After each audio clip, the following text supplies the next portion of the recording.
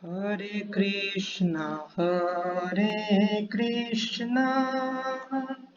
Krishna Krishna, Hare Hare, Hare Rama, Hare Rama, Rama Rama, Hare Hare, Hare Krishna, Krishna Krishna, Hare Hare, Hare Rama, Hare Rama, Rama Rama, Hare Hare, Hare Krishna, Krishna Krishna, Hare Hare, Hare Rama, Hare Rama, Rama Rama, Hare Hare, Hare Krishna, Hare Krishna,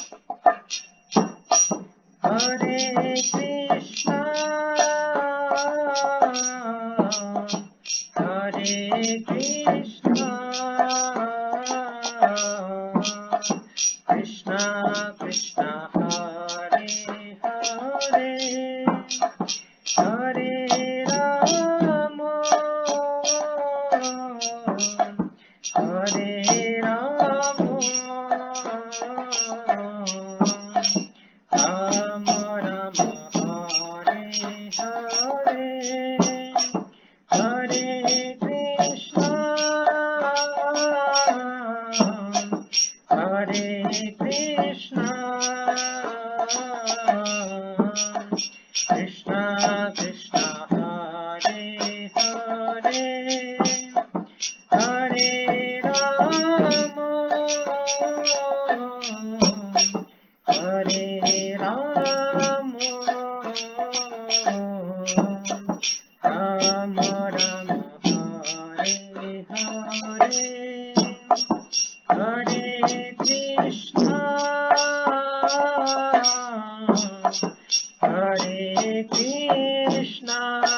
Krishna, Hare Krishna, Krishna Krishna, Hare Hare, Hare Rama, Hare Rama, Rama Rama, Hare Hare, Hare Krishna, Hare Krishna, Krishna Krishna, Hare Hare, Hare Rama, Hare Rama, Rama Rama, Hare Hare, Hare Krishna, Krishna Krishna, Hare Hare, Hare Rama, Rama Rama, Hare Hare, Hare Krishna, Krishna Krishna, Hare Hare, Hare Rama, Rama Rama, Hare Hare, Hare Krishna, Krishna Krishna, Hare Hare, Hare Rama, Rama Rama, Hare Hare, Hare Krishna, Krishna Krishna, Hare Hare, Hare Rama, Rama Rama, Hare Hare, Hare Krishna, Hare Krishna, Krishna Krishna, Hare Hare, Hare Rama,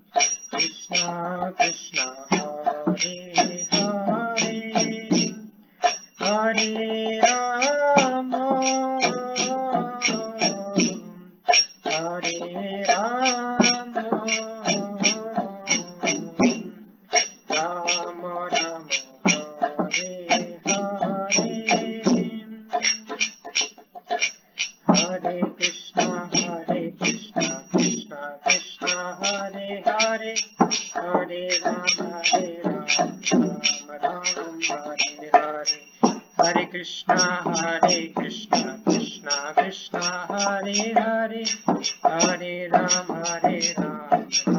Ram Hare Hare Hare Krishna Krishna Krishna Hare Hare Hare Ram Ram Hare Hare Hare Krishna Krishna Krishna Hare Hare Hare Ram Ram Hare Hare Hare Krishna Krishna Krishna Hare Hare Hare Ram Hare Ram Ram Ram Hare Hare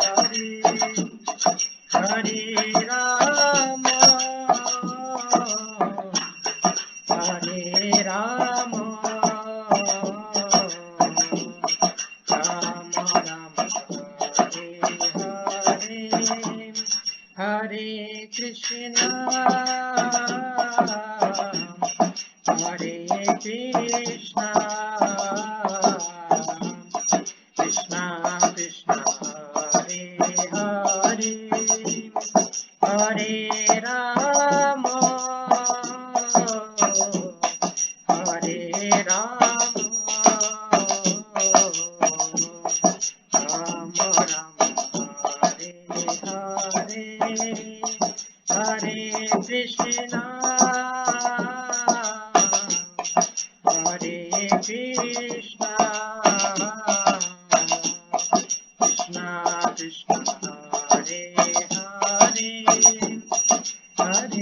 Hare Ram Ram Ram Hare Hare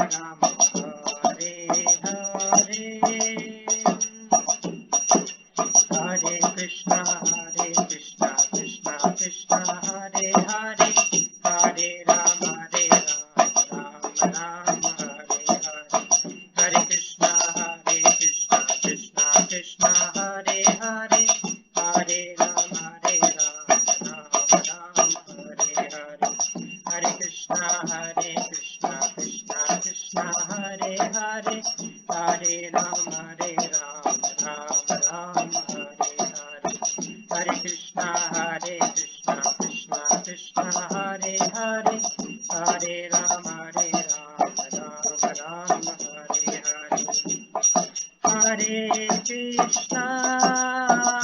Ram Ram Hare Hare Hare Krishna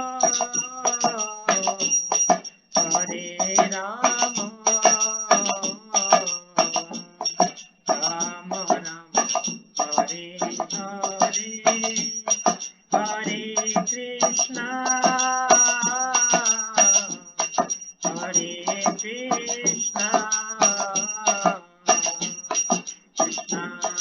Hare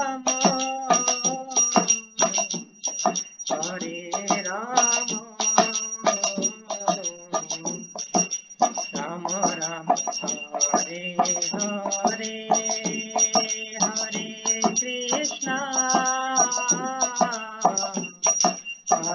Ram Ram Ram Hare Hare Hare Krishna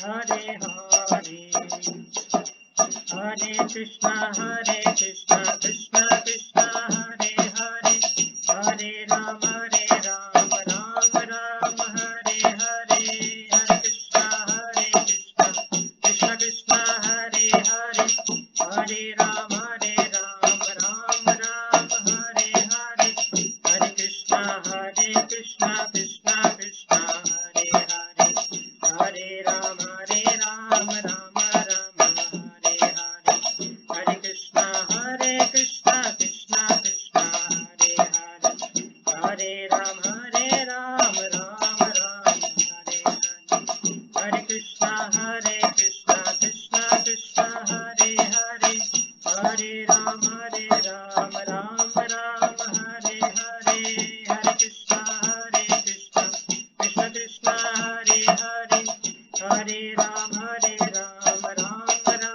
Hare Hare, Hare Krishna, Krishna Krishna, Hare Hare, Hare Rama, Rama Rama, Hare Hare, Hare Krishna, Krishna Krishna, Hare Hare, Hare Rama, Rama Rama, Hare Hare, Jaya Nitai Gauranga, Jaya Nitai Gauranga, Nitai Gauranga, Jaya Nitai Gauranga, Jaya Nitai Gauranga, Jaya Nitai Gauranga, Nitai Gauranga, Jaya Nitai Gauranga, Jaya Jaya Jaya Prabhupada, Prabhupada, Prabhupada, Jaya Srila Prabhupada, Jaya Jaya Prabhupada, Prabhupada, Prabhupada, Jaya Srila Prabhupada। Shri हरिनाम संकीर्तन की जय।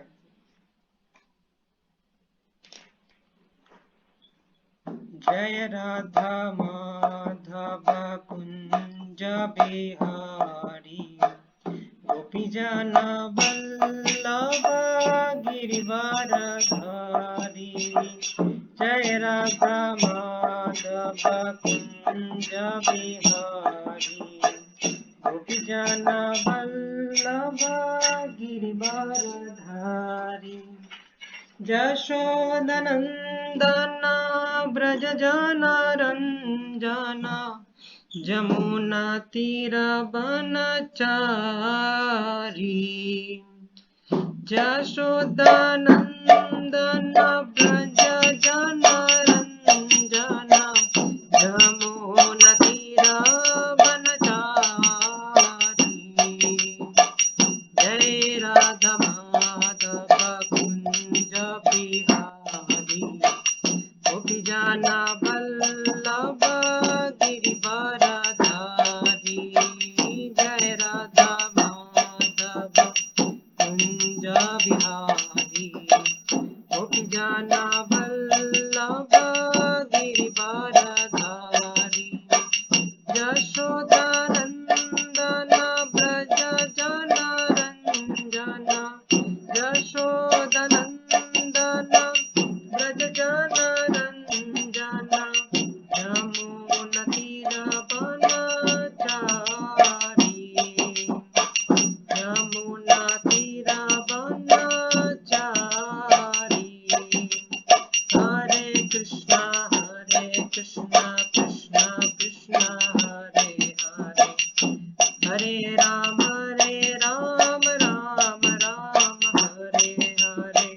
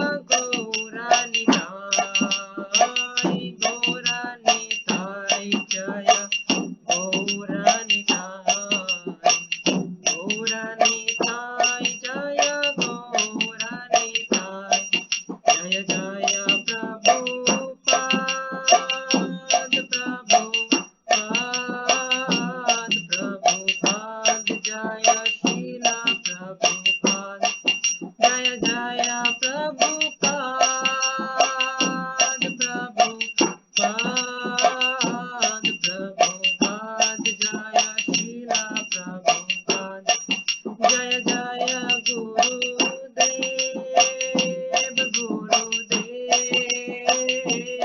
गुरुदेव जय जय गुरुदेव जय जय गुरुदेव गुरुदेव गुरुदेव जय जय गुरुदेव निताय गौर हरि बोल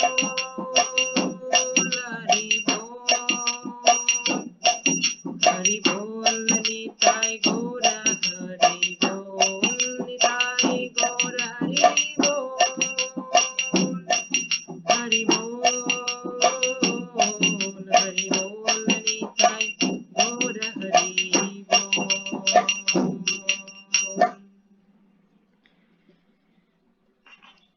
ओम नमो भगवते वासुदेवाय। ओम नमो भगवते वासुदेवाय। ओम नमो भगवते वासुदेवाय। नारायणं नमस्कृत्य नरं चैव नरोत्तमं देवीं सरस्वतीं व्यासं ततो जयमुदीरयेत्। नष्टप्रायेषु भद्रेषु नित्यं भागवत सेवया भगवती उत्तमश्लोके भक्तिर्भवति नैष्ठिकी। कृष्णाय वासुदेवाय देवकीनन्दनाय च नन्दगोपकुमाराय गोविन्दाय नमो नमः। गुरवे गौरचन्द्राय राधिकाय तदालये कृष्णाय कृष्णभक्ताय तद्भक्ताय नमो नमः। हरे कृष्णा कृष्ण कृष्ण हरे हरे हरे राम राम राम हरे हरे। मूकं करोति वाचालं पङ्गुं लङ्घायते गिरिं यत्कृपातमहं वन्दे श्रीगुरो दीनतारिणं परमानन्दमाधवं श्रीचैतन्यईश्वरं। हरिः ओं तत्सत्। नमो विष्णुपादाय कृष्णपृष्ठाय भूतले श्रीमते जयपताका स्वामिनिति नामिने नमाचार्यपादाय निताय कृपाप्रदायिने गौरकथाधामदाय नगरग्रामतारिणे। हरे कृष्णा। तो সকলকে স্বাগতম আমাদের ভাগবত সিরিজের দ্বিতীয় ক্লাসে। তো আগের দিন আমরা আলোচনা করেছিলাম শ্রীমদ্ ভাগবতের প্রথম স্কন্ধের প্রথম 3টে অধ্যায়, যেখানে সুত গোস্বামী তিনি নৈমিষারণ্যের যে ঋষিদের সাথে সমবেত হয়েছিলেন এবং নৈমিষারণ্যের সমস্ত ঋষিরা, যাদের মধ্যে প্রধান ছিলেন শৌনক ঋষি, তো সেই শৌনক ঋষি সুত গোস্বামীকে কিছু প্রশ্ন করেন।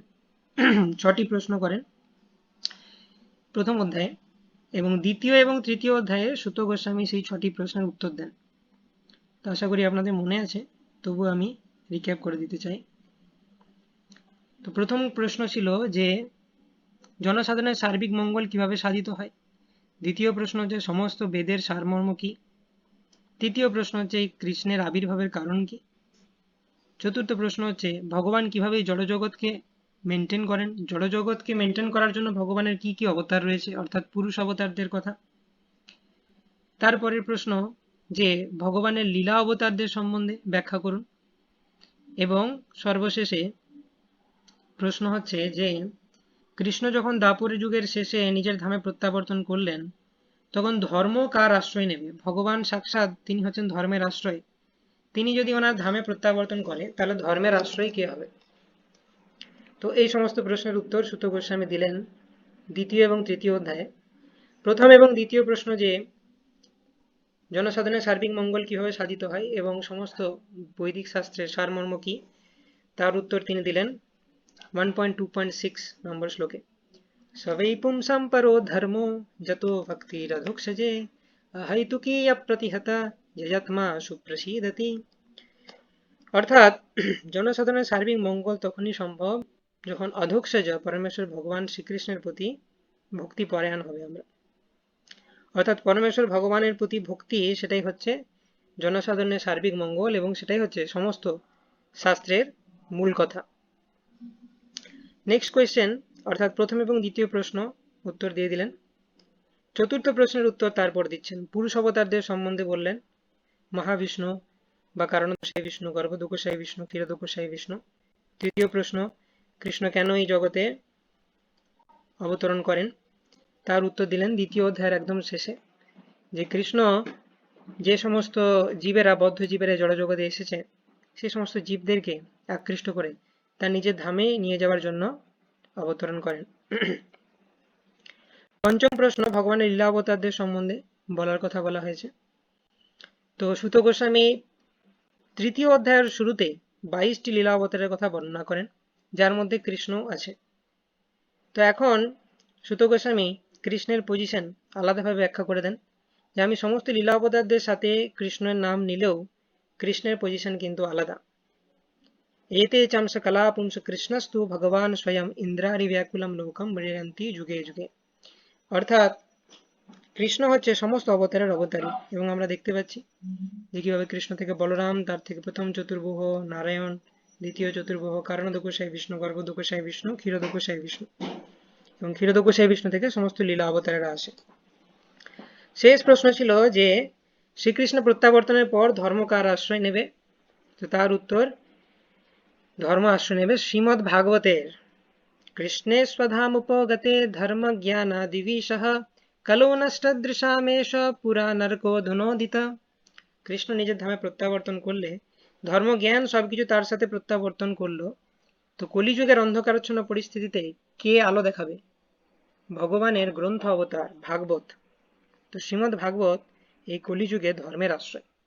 তো এতদূর পর্যন্ত আমরা আলোচনা করেছি শ্রীমদ্ ভাগবতের প্রথম 3টে অধ্যায়, যেখানে সুত গোস্বামী নৈমিষারণ্যের ঋষিদের প্রথম 6টি প্রশ্নের উত্তর দিলেন। তো এটা সমাপ্ত হওয়ার পরেই নৈমিষারণ্যের ঋষিরা তারা দ্বিতীয় প্রশ্ন করতে শুরু করে। তো আরো কিছু প্রশ্ন করে, যে প্রশ্নগুলোর উত্তর এরপরে সুত গোস্বামী দেবেন। তো আজকের টপিক শুরু করার আগে শিল প্রভুপাদের আমি একটা কোট পড়তে চাই। সেটা হচ্ছে যে শিল প্রভুপাদ বলছেন, Maharaj Parikshit attained salvation in 7 days. If it is Srimad Bhagavatam actually heard in that seriousness. তো মহারাজ পরীক্ষিত 7 দিনে ভগবানকে লাভ করেছিলেন ভাগবত শোনার মাধ্যমে। Where is that seriousness? কিন্তু আমাদের মধ্যে সেই সিরিয়াসনেসটা কোথায়? That seriousness was there in Parikshit Maharaj because he knew it certainly that he was going to die within 7 days. পরীক্ষিত মহারাজ জানতেন যে 7 দিনই আমার কাছে সময় আছে, তো ভালো করে আমাকে ভাগবত শুনতে হবে। কিন্তু আমরা যখন ভাগবত শুনি তখন আমরা কি মনোযোগ সহকারে শুনছি? সেটা হচ্ছে একটা বড় প্রশ্ন। তো প্রভুপাদ বলছেন পরীক্ষিত মহারাজের কাছে যেহেতু 7 দিন ছিল, তাই পরীক্ষিত মহারাজ যথেষ্ট সিরিয়াস ছিলেন। So I have to finish my God realization, self realization with 7 days। তো তখন পরীক্ষিত মহারাজ ভাবছেন আমাকে এই 7 দিনের মধ্যেই পারফেক্ট হতে হবে, কৃষ্ণ প্রেম জাগরিত করতে হবে। 7 দিনই সময় আছে আমার কাছে ভগবদ্ধামে ফিরে যাওয়ার জন্য। We are not so serious, কিন্তু আমরা পরীক্ষিত মহারাজের মতো সিরিয়াস নই, because we are thinking that we shall live for 7 million years. Parikshit Maharaj জানতেন আমি 7 দিন বেঁচে থাকবো, কিন্তু আমরা এমন ভাব নিয়ে ভাগবত শুনি যেন আমরা 70 লক্ষ বছর বেঁচে থাকবো। তো so let me go slowly, সেজন্য আমরা মনে করে থাকি যে আস্তে আস্তে শুনবো, আস্তে আস্তে হবে, সব হবে আস্তে আস্তে ধীরে ধীরে। ভাগবত শুনবো, পালিয়ে তো যাচ্ছে না ভাগবত, আমি তো 70 লক্ষ বছর বাঁচবো, এখন অসুবিধার কি আছে, ধীরে ধীরে চলুক। Better utilize this time by sleeping. তো প্রভুপাদ বলছে এর থেকে বরং ভালো যে সময়টা পেয়েছে এটা ঘুমিয়ে কাটালে সব থেকে ভালো হয়, সময়ের উপযোগী হয় জিনিসটা। ভাগবত শোনার তো প্রচুর টাইম আছে, 70 লক্ষ বছর বেঁচে থাকবো আমরা। দ্যাট ইজ আওয়ার পজিশন, এটা হচ্ছে আমাদের অবস্থা। সেজন্য আমাদের ভাগবত শুনেও কোনো লাভ হয় না। যে ভাগবত কৃষ্ণকে দিতে ভাগবতের থেকে এক্সপার্ট কেউ নেই। কেউ যদি কৃষ্ণ নিতে চায়, যে আমার কৃষ্ণকে দরকার, ভাগবতের কাছে গেলে ভাগবত সঙ্গে সঙ্গে আমাদের কৃষ্ণ দিয়ে দিতে পারে। যশম বৈ শ্রূয়মানায়াম কৃষ্ণে পরম পুরুষে ভক্তির উৎপাদ্যতে পুংসা শোকমোহ ভয়াপহ। আজকে আমরা আলোচনা করবো এই শ্লোকটা, 7th চ্যাপ্টারে আসছে। যশম বৈ শ্রূয়মানায়াম, ভাগবত শোনা মাত্রই কৃষ্ণ প্রেম জাগরিত হবে যদি আমরা সিরিয়াসলি ভাগবত শুনি। কিন্তু আমাদের কি ধারণা 70 লক্ষ বছর বাঁচবো, ভাগবত শুনে কি হবে, তার থেকে ঘুমিয়ে কাটাই সময়টা, প্রভুপাদ বলছেন। তো প্রভুপাদ আমাদের বকছেন, if you have got some time, let me take this opportunity by sleeping, not by reading the books. যদি আমরা কিছু সময় পেয়েছি, প্রভুপাদ বলছেন, আমরা কি মনে মনে ভাবি যে এই সময়টা ভালো করে ঘুমানো যাক, 70 লক্ষ বছর তো আছেই ভাগবত শোনার জন্য। So if you do not become serious, then it will take many years, but we should be serious more than Sukadev, Parikshit Maharaj had at least time limit 7 days, but we do not know whether we will live again 7 minutes. তো আমাদেরকে অনেক serious হওয়া উচিত ভাগবত যখন আমরা শুনছি, অর্থাৎ আজকে যারা উপস্থিত আছেন ক্লাসে প্রত্যেকে খুব সিরিয়াসলি ভাগবত শোনার চেষ্টা করুন। কারণ প্রভুপাদ বলছে যে পরীক্ষিত মহারাজ তো 7 দিন বেঁচে ছিলেন, আর আমরা ভাবছি 70 লক্ষ বছর বাঁচবো। সেটা আমাদের ধারণা হতে পারে, কিন্তু অ্যাকচুয়াল রিয়েলিটি হচ্ছে যে আমরা 7 মিনিটও বেঁচে থাকবো কিনা কোনো গ্যারেন্টি নেই। পরীক্ষিত মহারাজ অ্যাটলিস্ট জানতেন যে হ্যাঁ 7 দিন অ্যাটলিস্ট আমি বাঁচবো, তার আগেও মারা যাব না। কিন্তু আমি যে ভাবছি 70 লক্ষ বছর বাঁচবো, কিন্তু অ্যাকচুয়ালি আমি যে 7 মিনিট বেঁচে থাকবো তার কোনো গ্যারেন্টি নেই। Any moment your heart can failure, যে কোনো মোমেন্টে হার্ট ফেলিওর হতে পারে, আমরা মারা যেতে পারি। সুতরাং যতটুকু সময় ভগবানের জন্য দিচ্ছি খুব সিরিয়াসলি দেওয়া উচিত। যখন চ্যান্টিং করছি আমাদের ভাবা উচিত যে এটাই আমি শেষ চ্যান্টিং করছি, সেই রকম সিরিয়াসলি আমাদের চ্যান্টিং করা উচিত। ভাগবত যখন শুনছি, কারণ আমরা জানি না কখন আবার ভাগবত শোনার চান্স পাবো না পাবো না, রাইট? তো এরকম সিরিয়াসনেস নিয়ে আমাদের স্পিরিচুয়াল লাইফে এগোনো উচিত। You are going to the street just like the two boys were coming, they did not know that they are going to be killed. তো প্রভুপাদ উদাহরণ দিচ্ছেন, রাস্তায় দুটো বালক যাচ্ছিল, হয়তো তাদের অ্যাক্সিডেন্ট হয়েছিল, তো তারা জানতো না যে তারা মারা যাবে, হঠাৎ করে জীবনে মৃত্যু চলে এলো। আমরা দেখতে পাচ্ছি আমাদের চারিপাশে কত আত্মীয় স্বজন, আমাদের প্রিয়জন, কাছের মানুষ, তারা অকস্মাৎভাবে চলে যাচ্ছে, right? So our life is so jeopardized, any moment I can die. That's the fact. If you do not take it seriously like that, any moment I can die. তো আমাদেরকে এটা খুব সিরিয়াসলি নিতে হবে, যে কোনো মোমেন্টে মৃত্যু আসতে পারে আমাদের কাছে। সবসময় আমরা যেন রেডি থাকি মৃত্যুর জন্য, অর্থাৎ কৃষ্ণ প্রেমে সবসময় মগ্ন থাকতে হবে। কৃষ্ণ প্রেমে মগ্ন থাকলে মৃত্যু আসুক বা না আসুক কিছু এসে যায় না। अंतकाले च मामेव स्मरण मुक्त्वा कलेवरम जब प्रयातीश मद्भावम जतिनस्तत्र संशय जम जम भवि स्मरण भावम त्यजत्यन्ते कलेवरम तम तम एवाइति कन्ते या सदा तद्भाव भावित। মৃত্যুটা কোনো ফ্যাক্টর নয়, কিন্তু মৃত্যুর জন্য আমি রেডি কিনা, দ্যাট ইজ মোর ইম্পর্টেন্ট। আমাকে মৃত্যুর জন্য রেডি থাকতে হবে। কি করে রেডি থাকবো মৃত্যুর জন্য? জলের বোতল পাশে রেখে বা এরকম ভাবে মৃত্যুর জন্য প্রিপারেশন নেওয়া যায় না। মৃত্যুর প্রিপারেশন হচ্ছে কনসিয়াসনেস বা চেতনাকে প্রিপেয়ার করতে হবে, চেতনাকে আমাদের কৃষ্ণ ভাবনাময় করতে হবে। That is the preparation for death. তো পরীক্ষিত মহারাজের কাছে 7 দিন ছিল, কিন্তু আমাদের কাছে 7 মিনিট আছে কিনা জানি না, সেজন্য আমাদের সিরিয়াসলি নেওয়া উচিত। নট দ্যাট 7, ও Parikshit Maharaj was given 7 days notice, oh I have no such notice, I may live for 7 billion years। আমাদের এটা ভাবা উচিত নয়, ও পরীক্ষিত মহারাজকে তো অভিশাপ দিয়েছিল 7 দিনে মারা যাবে, কিন্তু আমাকে তো এরকম কেউ নোটিশ দেয়নি যে 7 দিনে মারা যাবে, তার মানে নিশ্চয়ই আমি 70 লক্ষ বছর বাঁচবো। এই ধারণাটা আমাদের রাখা চলবে না। দ্যাট ইজ আওয়ার ডিজিজ, এটা আমাদের রোগ, প্রভুপাদ বলছেন। Here the most wonderful thing is that everyone is seeing that everyone is dying every moment, but the man is seeing, he is thinking that he will live for ever. আমরা চারপাশে দেখছি কত মানুষ মারা যাচ্ছে, দিনে রাত্রে মানুষ মারা যাচ্ছে, কিন্তু সবাই কি ভাবছে, না এরা মারা যাচ্ছে যাচ্ছে, আমি কোনোদিন মরবো না। যুধিষ্ঠির মহারাজ বলছেন এই শ্লোকটা মহাভারতে, আহানি আহানি ভূতানি গচ্ছন্তি জমালয়ম শেষস্থাবরমিচ্ছন্তি কিমশ্চর্যম অথ পরম। তো যুধিষ্ঠির মহারাজ বলছেন সব থেকে আশ্চর্যের বিষয় কি জানো? সব থেকে আশ্চর্যের বিষয় হচ্ছে আমরা দেখছি যে আমাদের চারপাশের মানুষ তারা অহরহ মারা যাচ্ছে, তবুও আমাদের কোনো চেতনা নেই, আমরা ভাবছি যে আমরা চিরদিন বেঁচে থাকবো। তো সেইটা আমাদেরকে খুব সিরিয়াসলি নিতে হবে, প্রভুপাদ আমাদের বলছেন, সেটা আমি আজকে ক্লাসে বললাম, কারণ এটা আমাদেরকে ফোকাস করতে সাহায্য করবে ভাগবতমে। এবং অ্যাকচুয়ালি সাধু এরকমই হওয়া উচিত। সাধু মানে আমাদেরকে প্যাম্পার করবে তা নয়, তার রাইট শার্প ওয়ার্ডসের দ্বারা আমাদের যে ভববন্ধনকে ছিন্ন করবে, আমাদের আলস্য প্রমাদ এগুলোকে ছিন্ন করবে, সে হচ্ছে সাধু। তার প্রকৃষ্ট উদাহরণ শিল প্রভুপাদ। শিল প্রভুপাদ কি যায়। So let us begin. Chapter 4 আমরা আজকে শুরু করব। চ্যাপ্টার 4 এর নাম হচ্ছে, ওকে জাস্ট আ মিনিট, আমি রিশেয়ার করছি স্ক্রিনটা। তো আজকে আমরা যেটা আলোচনা করব, যে প্রথম 6টা প্রশ্নের উত্তর দেওয়ার পর তারপরে আরো কি কি প্রশ্ন করা হয়েছিল এবং তার কি কি উত্তর দিয়েছিলেন সুত গোস্বামী।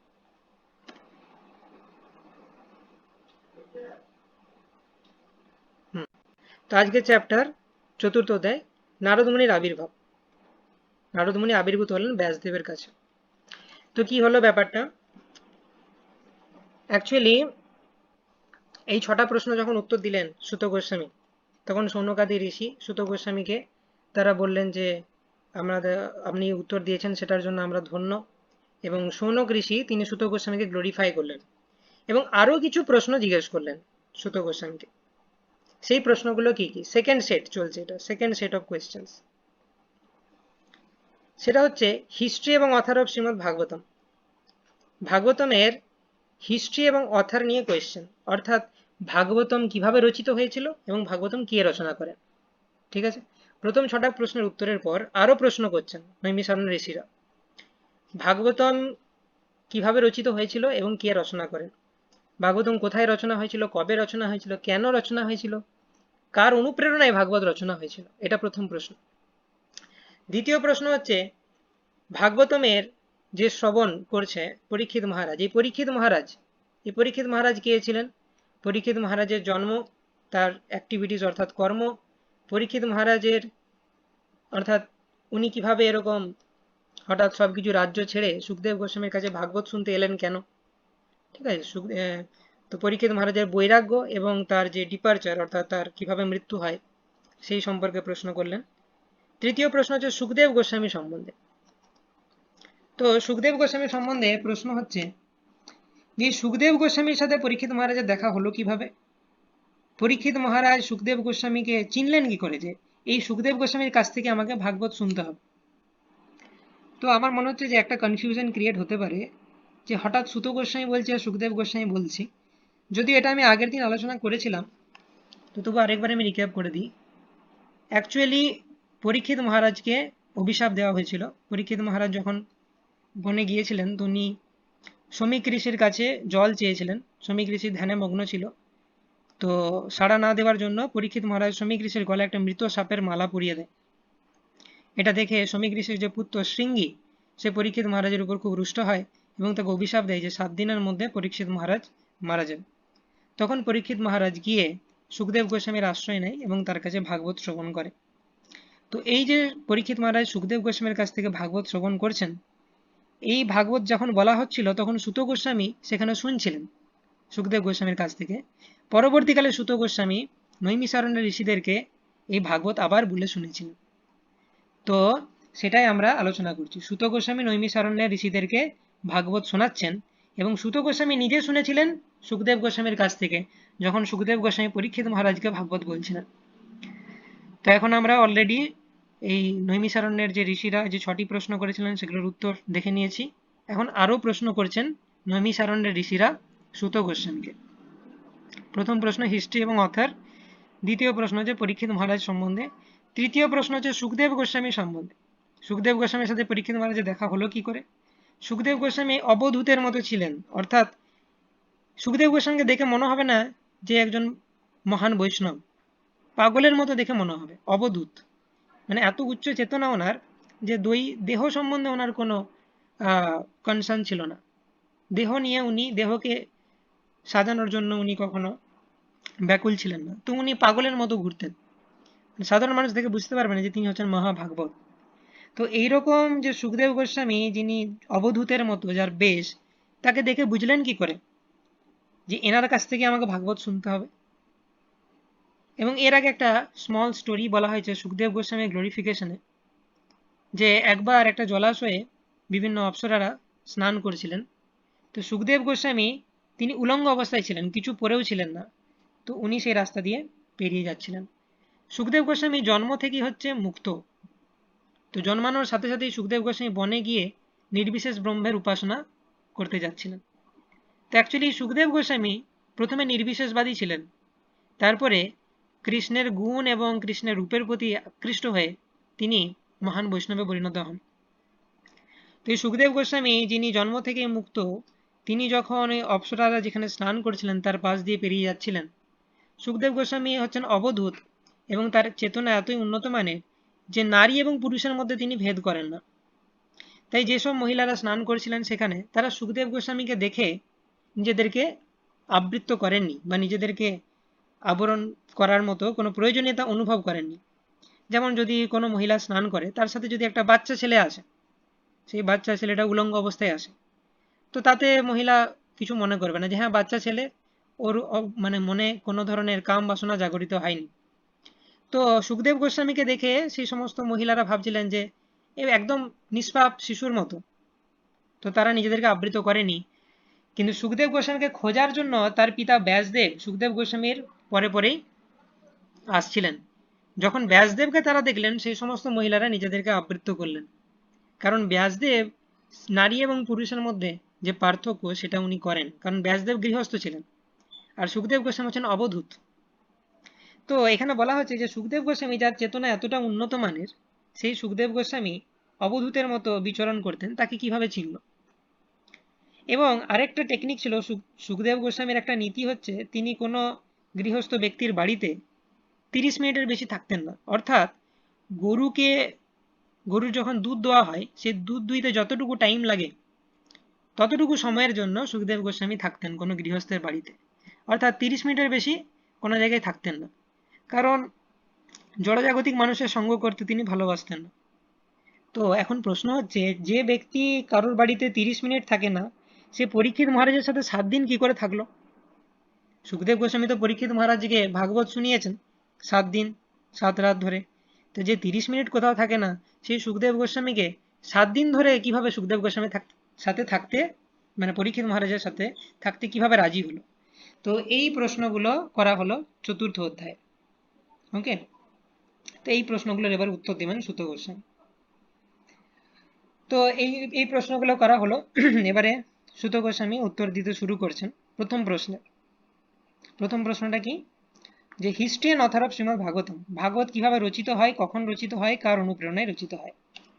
ঠিক আছে, আশা করি কনসেপ্ট ক্লিয়ার। প্রথম 6টা প্রশ্ন করেছিল সুত গোস্বামীকে প্রথম অধ্যায়ে, তৃতীয় অধ্যায়ে অ্যান্সার দিয়ে দিয়েছে। এটা চতুর্থ অধ্যায়ে চলছে, আরো কিছু ফ্রেশ কোয়েশ্চেন এসছে।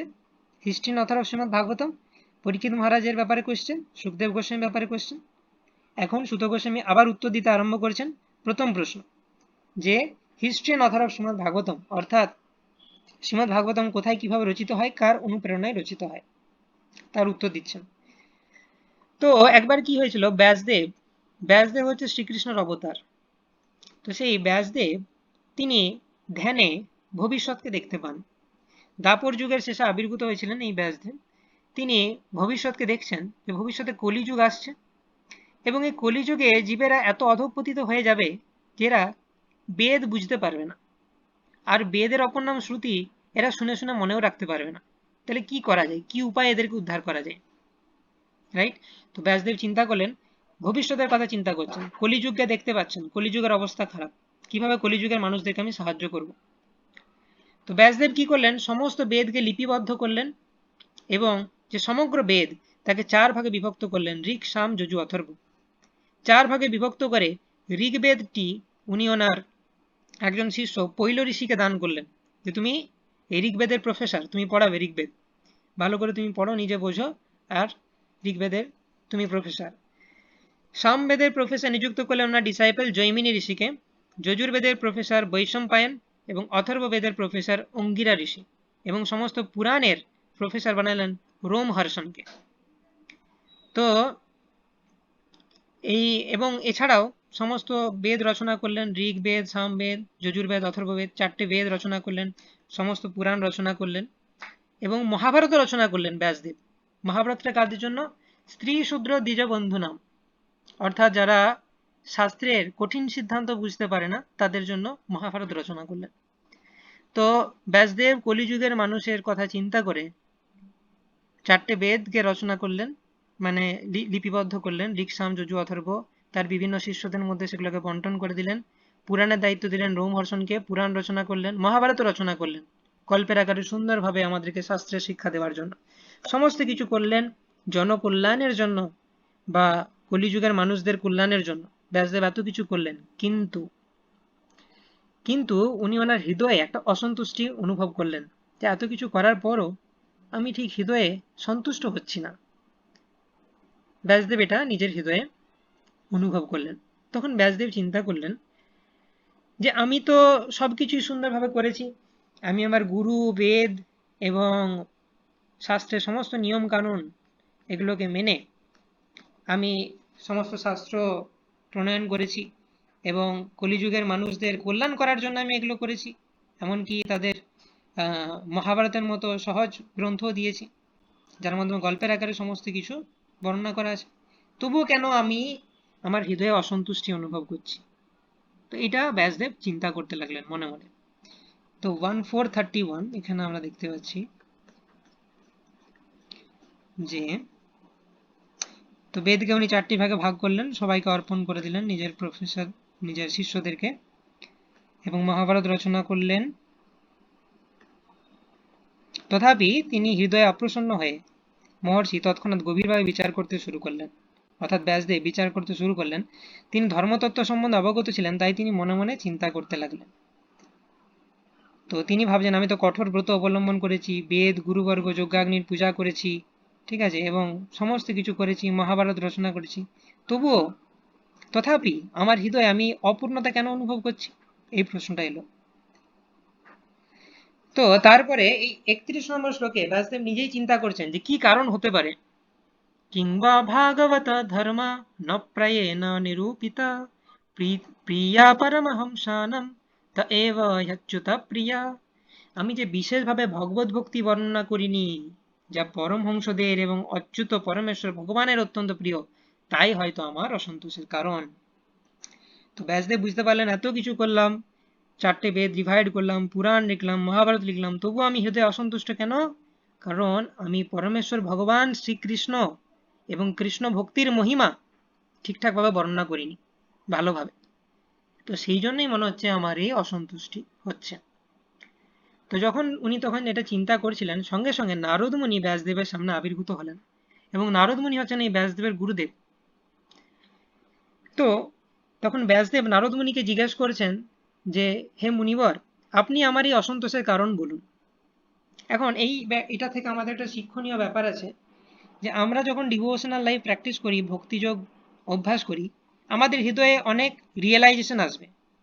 আমরা হৃদয়ে অনেক কিছু আমরা অনুভব করতে পারবো, যে আমার এটা মনে হচ্ছে, এই কারণে মনে হচ্ছে, আমার এই হচ্ছে, এবং আমরা ভগবান বিভিন্ন ধরনের রিয়েলাইজেশন আসে বা অনুভব আসে, ঠিক আছে, ভক্তির অনুভব আসে আমাদের হৃদয়ে। ভক্তিযোগ যারা মানে প্র্যাকটিস করে প্রত্যেকেরই হয়। কিন্তু কখনোই আমাদের নিজেদের উপর বিশ্বাস করা উচিত নয়। আমার যেটা মনে হচ্ছে সেটা ভুলও হতে পারে। সবসময় আমাদের সুপিরিয়র সিনিয়র ডিভোটিসদের দিয়ে এটাকে যাচাই করে নেওয়া উচিত, যে প্রভুজি আমার এটা মনে হচ্ছে, এটা কি ঠিক? আমি ভগবত ভক্তি করছি এবং আমার এটা মনে হচ্ছে, এই ধারণাটি কি আমার ঠিক? সবসময় এটা চেক করে নেওয়া উচিত। তো ব্যাসদেব সেই বৈষ্ণব এটিকেট ফলো করেছেন।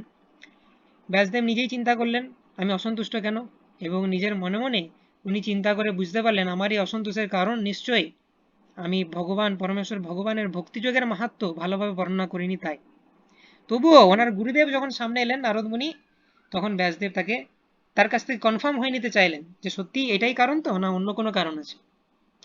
তো এটা আমরা এবার প্রবেশ করছি। এতক্ষণ চতুর্থ অধ্যায় হলো, চতুর্থ অধ্যায়ে আমরা দেখতে পেলাম নতুন কি কি কোয়েশ্চেন জিজ্ঞেস করা হয়েছে, এবং সুত গোস্বামী প্রথম প্রশ্নের উত্তর দিতে শুরু করেছেন, history and author of Srimad Bhagavatam. তো সেই কাহিনীটা বলছেন ভাগবত কিভাবে রচনা হলো, ঠিক আছে। তো এখন আমরা যেটা শুনছি সেটা ভাগবতের ইতিহাস, ভাগবত কিভাবে এলো। তো এইভাবে ব্যাসদেব চিন্তা করতে লাগলো যে আমি নিশ্চয়ই পরমেশ্বর ভগবানের মহিমাকে বর্ণনা করিনি বলেই আমার অসন্তোষের কারণ। তো নারদ মুনি তখন ব্যাসদেবের সামনে আবির্ভূত হলেন, এবং নারদ মুনি কি বলছেন দেখা যাক। এটা হচ্ছে 5th চ্যাপ্টার।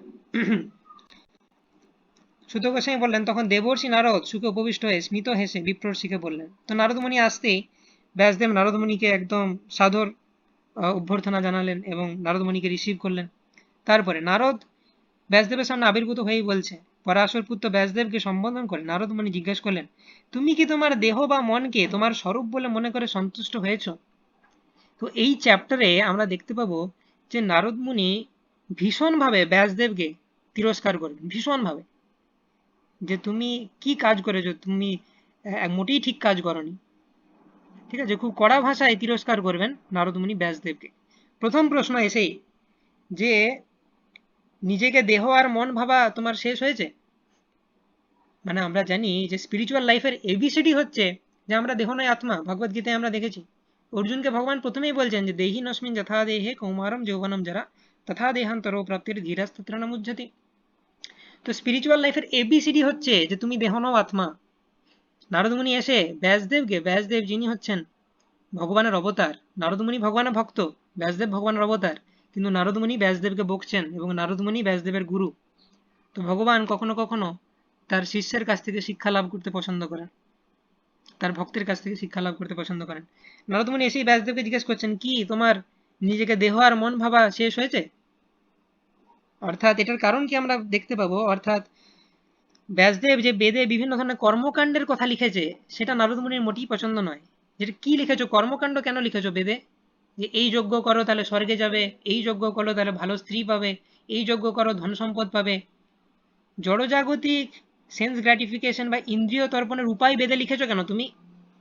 এই কারণের জন্য নারদমুনি ব্যাসদেবকে প্রচন্ড তিরস্কার করবেন এই অধ্যায়। সেজন্যই প্রথম প্রশ্ন, নিজে তুমি কি তোমার দেহ বা মনকে তোমার স্বরূপ বলে মনে করে সন্তুষ্ট হয়েছো? অর্থাৎ ওই যে কর্মকাণ্ডগুলো লিখেছো বেদে, ওটা কেন লিখেছো? তুমি মনে করছো আমি দেহ, তাহলে দেহকে সুখ দেওয়ার জন্য বিভিন্ন যজ্ঞের কথা লিখি। তো এগুলো কেন করেছো তুমি? প্রথম প্রশ্ন এসে নারদমুনি এসে জিজ্ঞেস করলেন। তো তখন তখন ব্যাসদেব অ্যাকচুয়ালি জিজ্ঞেস করছেন যে আপনি তো সবই জানেন, নারদমুনিকে গ্লোরিফাই করছেন। এখানে আমরা দেখতে পাবো ব্যাস উবাচ, ব্যাসদেব বলেন, আপনি আমার সম্বন্ধে যা বলেছেন তা সম্পূর্ণ সত্য, কিন্তু এ সত্ত্বেও আমার হৃদয় সন্তুষ্ট হচ্ছে না। তাই আমি আপনাকে আমার এই অসন্তোষের মূল কারণ জিজ্ঞেস করছি। কেননা স্বয়ংভুব বা ব্রহ্মার সন্তান আপনি, অসীম জ্ঞানের অধিকারী। তো এখানে নারদ মুনিকে ব্যাসদেব জিজ্ঞেস করছেন যে আপনি তো সবই জানেন, আপনি হৃদয়ের অভ্যন্তরে প্রবেশ করেও বুঝতে পারেন যে আমার অসন্তোষের কারণ কি, তাই কৃপাপূর্বক আমাকে বলুন যে আমার অসন্তোষের কারণ কি। ব্যাসদেব কিন্তু আগ বাড়িয়ে বলছে না যে আমার একটা মনে হয়েছে কারণ, সেটা বলবো কি, আমার মনে হয়েছে যে আমি পরমেশ্বর ভগবানকে ভালো করে গ্লোরিফাই করিনি বলে সেই জন্যই মনে হচ্ছে আমি অসন্তুষ্ট। কিন্তু সেটা দেখাতে চাইছে না ব্যাসদেব, এটা ভালো শিষ্যের সিমটম। গুরুর সামনে সে দেখায় না যে আমার একটা মনে এসছে বলবো, সেরকম নয়। গুরু কি বলতে চাইছে, ফার্স্ট চান্স তাকে দেওয়া, যে আমার অসন্তোষের কারণ আপনি যেটা মনে করছেন বলুন, আমি মনে একটা ভেবেছি সেটা মনে থাকুক আমার। ঠিক আছে, গুরুদেবের কাছ থেকে শুনতে চাইছে, নারদমণির কাছ থেকে শুনতে চাইছে। তো নারদমণি তখন বললেন যে হ্যাঁ, তোমার অসন্তোষের মূল কারণ এটাই যে তুমি পরমেশ্বর ভগবানকে এবং তার ভক্তিযজ্ঞে ভালোভাবে শাস্ত্রে বর্ণনা করনি। তো সেই জন্য আমরা দেখতে পাই অনেকের অনেক প্রশ্ন থাকে যে কই বেদে তো ডাইরেক্টলি লেখা নেই যে কৃষ্ণ কৃষ্ণ আর কৃষ্ণ ভক্তি, এই ইস্কনের ডিভোটিরা যা করে কৃষ্ণকে নিয়ে মাতামাতি, এতটা তো বেদে লেখা নেই। হ্যাঁ, বেদে লেখা নেই এবং লেখেনি বলে ব্যাসদেব সেটার জন্য অনেক বকানি খেয়েছে, সেটা আমাদের বুঝতে হবে। তাই লেখা নেই বলে সেটা ভালো জিনিস নয়। এবং আলটিমেটলি ভাগবত লেখা হয় তারপর পরমেশ্বর ভগবানকে ভালো করে গ্লোরিফাই করে। তো সুতরাং সেই জন্যই বলা হয় সমস্ত শাস্ত্রের সার হচ্ছে ভাগবত। নিগম কল্পতরুর গলিতম ফলম সুখমুখাদ অমৃত দ্রাব সংযুতম। তো নারদ বললেন যে তুমি যে সমস্ত বেদ লিখেছো, পুরাণ লিখেছো, মহাভারত লিখেছো, সেখানে পরমেশ্বর ভগবানকে ডাইরেক্টলি গ্লোরিফাই করোনি। মহাভারতে তুমি ভাইয়ে ভাইয়ের যুদ্ধ দিয়েছো, ঠিক আছে, সেই সমস্ত কথাগুলো লিখেছো, কিন্তু তোমার ভগবানকে আর বেশি হাইলাইট করা উচিত ছিল। ঠিক আছে, যুদ্ধ হয়েছে, কুরুক্ষেত্রের যুদ্ধ, সেগুলো লিখেছো, অর্থনৈতিক পলিটিক্স সেগুলোকে ব্যাখ্যা করেছো, ঠিক আছে, কিন্তু আরো বেশি ফোকাস দেওয়া উচিত ছিল ভগবানের উপর এবং ভগবানের ভক্তিযোগের উপর। এবং বেদে তুমি ধর্ম অর্থ কাম মোক্ষ লিখেছ, এবং এই যে সাধারণ মানুষ জড়জগতের, তারা এই ধর্ম অর্থ কাম মোক্ষের প্রতি আগ্রহী। তারা সবসময় চায় যে তথাকথিত ধর্ম, এখানে ধর্ম অর্থ কাম মোক্ষ এই কথাটা আমরা বারবার শুনবো প্রভুপাদের বই, বা এটা একটা টার্মিনোলজি। এই ধর্ম অর্থ কাম মোক্ষের যে ধর্ম, সেটা কিন্তু ভাগবত ধর্ম নয়, সেটা হচ্ছে নিচু ধর্ম। কি ধরনের ধর্ম এটা? যে আমি কর্মকাণ্ড করলাম, স্বর্গে যাওয়ার জন্য কর্মকাণ্ড করছি, এটা সেই ধরনের ধর্ম। আমি দান ধ্যান পুণ্য করে বেড়াচ্ছি যাতে আমি স্বর্গ পাই, সেই ধরনের ধর্ম। তো সাধারণ মানুষের টেন্ডেন্সি আছে ধর্ম অর্থ কাম মোক্ষ, ধর্মের ফলে আমার কাছে অর্থ আসবে, অর্থের ফলে আমার কাম নিবৃত্তি হবে এবং পরিশেষে আমি মোক্ষের জন্য প্রয়াস করব। তো সাধারণ মানুষ এমনিতেই ইন্দ্রিয় তর্পণের জন্য লালায়িত। আর তুমি বেদে কি লিখেছো, কোন ইন্দ্রিয় তর্পণ পাওয়ার জন্য কি যজ্ঞ করতে হবে তার ওষুধ আমি দিয়ে দিচ্ছি বেদে। তো নারদমুনি বলছেন এটা তোমার কাজটা ঠিক হয়েছে। সাধারণ মানুষ একই কৃষ্ণকে, কৃষ্ণের প্রতি তাদের ভক্তি নেই, তারা সবসময় চাইছে কিভাবে ইন্দ্রিয় তর্পণ করব, আর বেদে তুমি সেই উপায়গুলো লিখে দিয়েছো। এই যজ্ঞ করো তাহলে তোমার এই হবে, ধন সম্পদ চাইছো এই করো, শারীরিক বল চাইছো এই করো, স্বর্গে যেতে চাইছো এই করো, সুন্দর স্ত্রী চাইছো এই করো। তো এই ধরনের তাদের জড়জাগতিক ইচ্ছাগুলোকে স্যাটিসফাই করার বিভিন্ন উপায় বেদে তুমি লিখে দিয়েছো। এই কাজটা মোটেই তোমার ঠিক হয়নি। এবং কর্মকাণ্ড জ্ঞানকাণ্ড এগুলো যত বেশি লিখেছো, ভগবানের কথা তো অত লিখনি শাস্ত্রে। যে হচ্ছে মেন ভগবান, তার কথা না লিখে উল্টো পাল্টা সেন্স গ্রাটিফিকেশনের কথা লিখে বেরিয়েছো। অ্যাকচুয়ালি ব্যাসদেব চেয়েছিলেন যে জড়জগতে মানুষ তো ভগবানের প্রতি সরাসরিভাবে আকর্ষিত হয় না, তাই তাকে একটু লোভ দেখিয়ে ঠিক আছে এই যজ্ঞটা করো তাহলে তুমি স্বর্গে যেতে পারবে। এবারে যজ্ঞ যখন করতে বসবে তখন সে বিষ্ণুর মন্ত্র তাকে বলতেই হবে, বিষ্ণুর জন্য যজ্ঞ করতেই হবে। তো এইভাবে ধীরে ধীরে সে বিষ্ণুর কাছে আসবে। কিন্তু নারদ মুনি বলছে না, অত ধীরে ধীরে তোমার আনার দরকার নেই, ডাইরেক্টলি বলো। ধীরে ধীরে বিষ্ণুর কাছে আসতে তার কোটি কোটি জন্ম লেগে যাবে, অত ধীরে ধীরে তোমাকে আনতে হবে না, তুমি ডাইরেক্টলি ভগবান সম্বন্ধে বলে একটা গ্রন্থ লিখো। এবং সেই জন্যে তারপরে ব্যাসদেব এই ভাগবত লিখেছিলেন। তো আমাদেরকে একটা জিনিস বুঝতে হবে যে আমরা যদি বলি যে আমি বেদ পড়বো, আমি পুরাণ পড়বো, আমি এই পড়বো, আমি সেই পড়বো, তো একটা জিনিস আমাদের বোঝা উচিত, ব্যাসদেব যিনি হচ্ছেন অথার, যিনি বেদ পুরাণ এগুলো নিজে লিখেছেন, তিনি নিজে লিখে অসন্তুষ্ট ছিলেন, তিনি ভাগবত লেখার পর সন্তুষ্ট হয়েছিলেন। তাই আমরা যদি মনে করি যে বেদ পুরাণ বাকিগুলো পড়ে আমরা সন্তুষ্ট হয়ে যাব, তা নয়। ব্যাসদেব নিজে যিনি লেখক তিনি সন্তুষ্ট ছিলেন না সেগুলো লিখে, তো আমরা পড়ে কিভাবে সন্তুষ্ট হব? সুতরাং বেদ বা অন্যান্য পুরাণ, আমরা যেটা পড়ছি শ্রীমদ্ ভাগবতম, শ্রীমদ্ ভাগবতমটাও একটা পুরাণ, এটাকে বলা হচ্ছে ভাগবত পুরাণ। তো বেদ পড়ে বা অন্যান্য পুরাণ পড়ে আমাদের হৃদয় সন্তুষ্ট হবে না, কারণ সেই সমস্ত জায়গাতে পরমেশ্বর ভগবানের ভক্তিযোগের কথা লেখা নেই স্পষ্টভাবে, এবং শুধুমাত্র ভক্তিযোগই আমাদের হৃদয়কে সম্পূর্ণরূপে তৃপ্ত করতে পারে। তো সেই ইনস্ট্রাকশন নারদমুনি দিলেন যে তুমি supreme personality of god head কৃষ্ণকে গ্লোরিফাই করে এবং কৃষ্ণের ভক্তদের গ্লোরিফাই করে একটি গ্রন্থ লেখো যেটাতে শুধু কৃষ্ণ কৃষ্ণ কৃষ্ণ আছে, তবে তুমি স্যাটিসফাইড হবে। ঠিক আছে, তুমি যে ধর্ম অর্থ কাম মোক্ষ কিভাবে ইন্দ্রিয় তর্পণ করতে হবে, কর্মকাণ্ড জ্ঞানকাণ্ড লিখে বেরিয়েছো, সেগুলো বাদ দাও, পিওরলি কৃষ্ণের উপর ফোকাস করে একটা গ্রন্থ লেখো। তো খুব সুন্দর শ্লোক শ্রীমদ্ ভাগবতম 1.5.10 and 11 আমরা আলোচনা করব এরপরে। নারদমুনি কি লেভেলে তিরস্কার করেছেন ব্যাসদেবকে। নারদমুনি অ্যাকচুয়ালি বলছেন যে ব্যাস তুমি জানো তুমি যেগুলো লিখেছো ওগুলো কি, তুমি যে মনে করছো আমি বিরাট বেদ লিখেছি পুরাণ লিখেছি, ওগুলো ডাস্টবিন মনে করি আমি, ওগুলো হচ্ছে ডাস্টবিনের মতো, কোনো ভ্যালু নেই। এই শ্লোকটাতে সেটা বলছেন অ্যাকচুয়ালি। न यद्वाचश्चित्रपदं हरेर्यशो जगत्पवित्रं प्रगिनीतकर्हि चेत् तद्वायशं तीर्थमुशन्ति मानसा न यत्र हंसा निरमन्तु शिक्षया। যে বাণী জগৎ পবিত্রকারী ভগবানের মহিমা বর্ণনা করে না তাকে সন্ত পুরুষেরা কাকেদের তীর্থ বলে বিচার করেন। ভগবদ্ধামে নিবাসকারী পরমহংসরা সেখানে কোনো রকম আনন্দ অনুভব করেন না।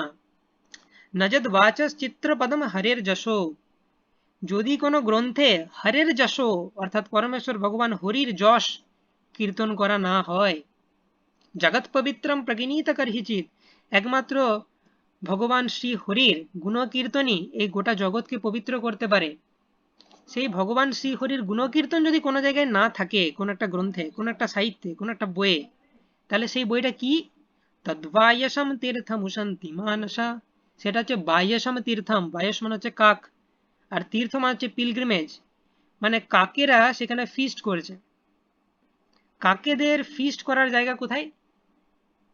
একটা রাজহংস সে পরিষ্কার সরোবরে ঘুরে বেড়ায়, কিন্তু কাক কোথায় ঘুরে বেড়ায়? নোংরা আবর্জনা যেখানে আছে সেখানে ঘুরে বেড়ায়।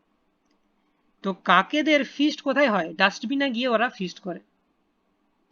তো এখানে নারদমুনি বলতে চাইছেন যে তুমি ভগবানের নাম কীর্তন গুণমহিমার কীর্তন না করে যে সমস্ত গ্রন্থ লিখেছো, তুমি মনে করছো বিরাট লিখে দিয়েছি, সেগুলোকে আমি ডাস্টবিন মনে করি হে ব্যাসদেব। তো এইভাবে তিরস্কার করছেন ব্যাসদেবকে।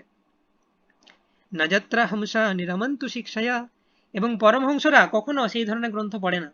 অর্থাৎ এই যে জড়জাগতিক লিটারেচার আমরা যেগুলো দেখি, বিভিন্ন সাহিত্যিক ঔপন্যাসিক তারা লিখে গেছেন জড়জগতের নরনারীর প্রেম, ঠিক আছে, বা এখানে জড়জগতের কিছু বিষয় পলিটিক্স, তো এই সমস্ত অ্যাকচুয়ালি আমাদের পড়ে কোনো লাভ নেই, ঠিক আছে? এগুলো আমাদের জীবনে কোনো পরিবর্তন আনবে না, আধ্যাত্মিক জীবনে কোনো অগ্রগতি করতে সাহায্য করবে না। মনুষ্য জন্ম যে জন্য দেওয়া হয়েছে এগুলো পড়া সেটার পারপাস নয়। তো সেই জন্যে এই সমস্ত লিটারেচার হচ্ছে কাকেদের তীর্থ, এবং পরমহংসরা এই ধরনের লিটারেচার পড়ে না। অপরপক্ষে তদ্বাগ বিসর্গো জনতাঘ বিপ্লবো যস্মিন প্রতি শ্লোকমবদ্যবত্যপি নামান্যনন্তস্য যশঙ্কিতানি যৎ শৃণ্বন্তি গায়ন্তি গৃণন্তি সাধবা। অপরপক্ষে কোনো একটি গ্রন্থ, সেই গ্রন্থে দেখা গেল কিছু ভুল আছে, গ্রামাটিক্যাল মিস্টেক্স আছে, ছন্দ ঠিক মতো নেই, কিন্তু সেই গ্রন্থে প্রত্যেকটা অক্ষরে পরমেশ্বর ভগবানের গুণগান করা হচ্ছে, তাহলে সেই গ্রন্থ কিন্তু সাধুরা শ্রবণ করবে, গাইবে এবং সেটা নিজেদের জীবনে অ্যাপ্লাই করবে। অর্থাৎ বলতে চাইছে যে অনেক ভালো করে খুব সুন্দর অলংকার দিয়ে শ্লোক রচনা করে বেশ ভালো ছন্দ টন্দ দিয়ে শ্লোক রচনা যদি কেউ করে, কিন্তু সেটা যদি ভগবানের গ্লোরিফিকেশন না হয়, তাহলে সাধুরা সেটার দিকে চেয়েও দেখে না, সেটা কাকেদের তীর্থ। অপরপক্ষে কোনো শ্লোকে যদি কিছু সামান্য ভুলও থাকে, কিন্তু সেটা যদি পরমেশ্বর ভগবানের গুণমহিমা কীর্তন করে, তাহলে সাধুরা সেটাকে অ্যাকসেপ্ট করবে। তো এখানে নারদমুনি বলছেন তুমি ভালোই লিখেছো বেদগুলো, তাতে ছন্দের শ্লোকে কোনো ভুল নেই, কিন্তু একটাই প্রবলেম যে সেটা ভগবানের যে মহিমা সেটাকে ভালোভাবে বর্ণনা করছে না, তাই আমি সেটাকে ডাস্টবিন মনে করি। অপরপক্ষে তুমি যদি এমন একটা গ্রন্থ লিখতে যেখানে হয় ছোটখাটো কিছু ভুল আছে, কিন্তু পরমেশ্বর ভগবানের মহিমা কীর্তন করছে, তাহলে সেটা অনেক বেশি উপকারী হতো জগতের পক্ষে, এবং তুমিও স্যাটিসফাইড হতে সেই গ্রন্থটা লিখে। তো এরপরে নারদমুনি ভক্তিযোগের মাহাত্ম্যের কথা বলছেন।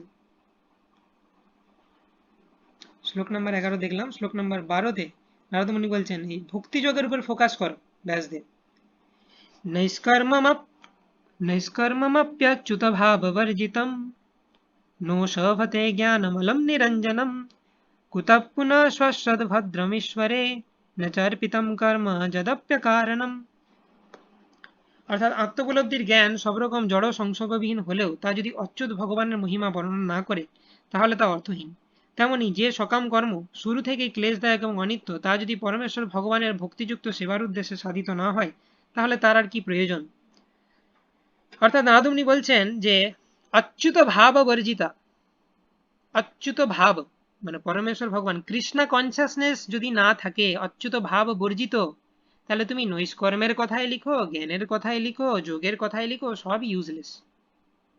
অর্থাৎ তুমি বেদে অনেক কিছু লিখেছো, কর্ম, জ্ঞান, যোগ, নৈষ্কর্ম, ঠিক আছে, বিভিন্ন টপিক ডিসকাস করেছো, কিন্তু যেহেতু সেগুলি অচ্যুত ভাব বর্জিত, তাই সেগুলির কোনো মূল্য নেই। তাই তুমি এমন একটি গ্রন্থ লেখো যেটা অচ্যুত ভাব পূর্ণ গ্রন্থ। 17 শ্লোকাতে নারদমুনি বলছেন আরো,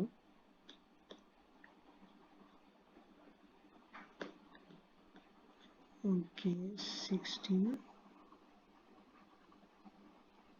17 yes त्यक्ताश धर्मं चरणम्बुजं हरेर्भजन्नपक्कोऽथ पतेत्ततो यदि যত্র ক বা ভদ্রমভূদমুষ্য কিং কোবর্থ অপ্ত ভজতম স্বধর্মতা। তো নারদমুনি এখানে বিউটিফুল একটা জিনিস বলছেন, বলছে ভগবানের প্রেমময়ী সেবায় যুক্ত হওয়ার জন্য যিনি জাগতিক কর্তব্য পরিত্যাগ করেছেন, অপক্ষ অবস্থায় যদি কোনো কারণে তারা পতন হয়, তবুও তার বিফল হওয়ার সম্ভাবনা থাকে না। পক্ষান্তর অভক্ত যদি সর্বতভাবে নৈমিত্তিক ধর্ম অনুষ্ঠানে যুক্ত হয়, তবু তাতে তার কোনো লাভ হয় না। তো অ্যাকচুয়ালি আদর্শভাবে আমাদের মেটেরিয়াল লাইফ এবং স্পিরিচুয়াল লাইফ ব্যালেন্স করে চলা উচিত। ভগবানের সেবা এবং জড়জগতে আমাদের যা কর্তব্য আছে ব্যালেন্স করে চলা উচিত।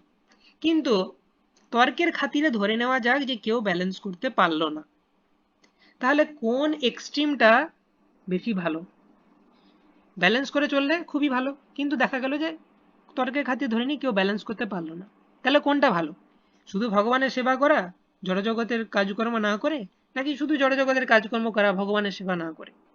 তো নারদমুনি বলছেন যে ত্যক্তা সাধর্মম, কেউ যদি স্বধর্মকে পরিত্যাগ করে, অর্থাৎ জড়জগতিক যে যার ডিউটি আছে সেটাকে ত্যাগ করে দিল, চরণাম্বুজম হরের, এবং হরির চরণাম্বুজ অর্থাৎ শ্রী হরির পাদপদ্মের সে উপাসনা করে যাচ্ছে, কিন্তু জড়জগতিক ধর্মটা সে অতটা পালন করছে না। তো এই ধরনের ব্যক্তি যদি ভজনে অপক্ষ হয়, অর্থাৎ পুরোপুরিভাবে সে ভগবানের ভক্তি কমপ্লিট করতে পারলো না, এবং তার যদি পতন হয়, তাতেও তার কোনো লস নেই, কারণ আমরা দেখেছি ভগবদ গীতায় ভগবান বলেছেন শুচিনাম শ্রীমতাম গেহে যোগ ভ্রষ্ট অভিজায়তে। এ ধরনের ব্যক্তি যে ভ্রষ্ট যোগী তাকে ভগবান অভিজাত বণিক কুলে বা সম্ভ্রান্ত ব্রাহ্মণ পরিবারে জন্ম দেয়।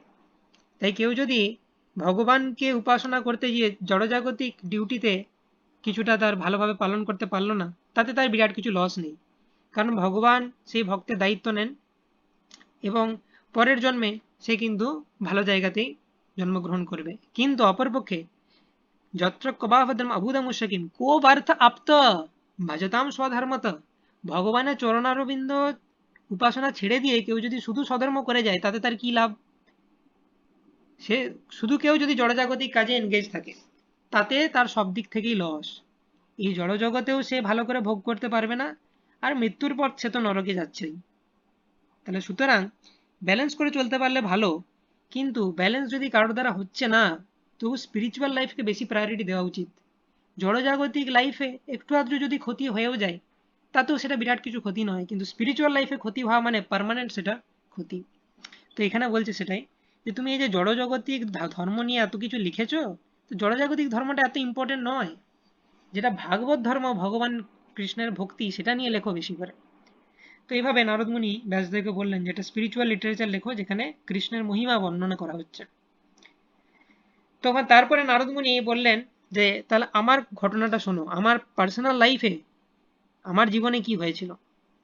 তো নারদমুনি যাকে আমরা দেখতে পাচ্ছি এই জন্মে, এই নারদমুনি আগের জন্মে একজন মেড সার্ভেন্ট বা মানে তার মা অন্যদের বাড়িতে কাজ করতো এরকম টাইপের মেড সার্ভেন্ট, তার সন হিসাবে জন্মগ্রহণ করেছিলেন। ঠিক আছে, তো নারদমুনি আগের জন্মে খুব দরিদ্র পরিবারে জন্মগ্রহণ করেছিলেন এবং তার মা অন্যদেরকে মানে তাদের বাড়িতে কাজ করতেন। তো এইরকম অবস্থায় জন্মগ্রহণ করে পরের জন্মে সে কি করে নারদমুনি হলো, তার স্টোরিটা নারদমুনি নিজে বলছেন। তো এক সময় বর্ষাকালে আমরা জানি চতুর্মাস হয়, বৈষ্ণবেরা পালন করি আমরা।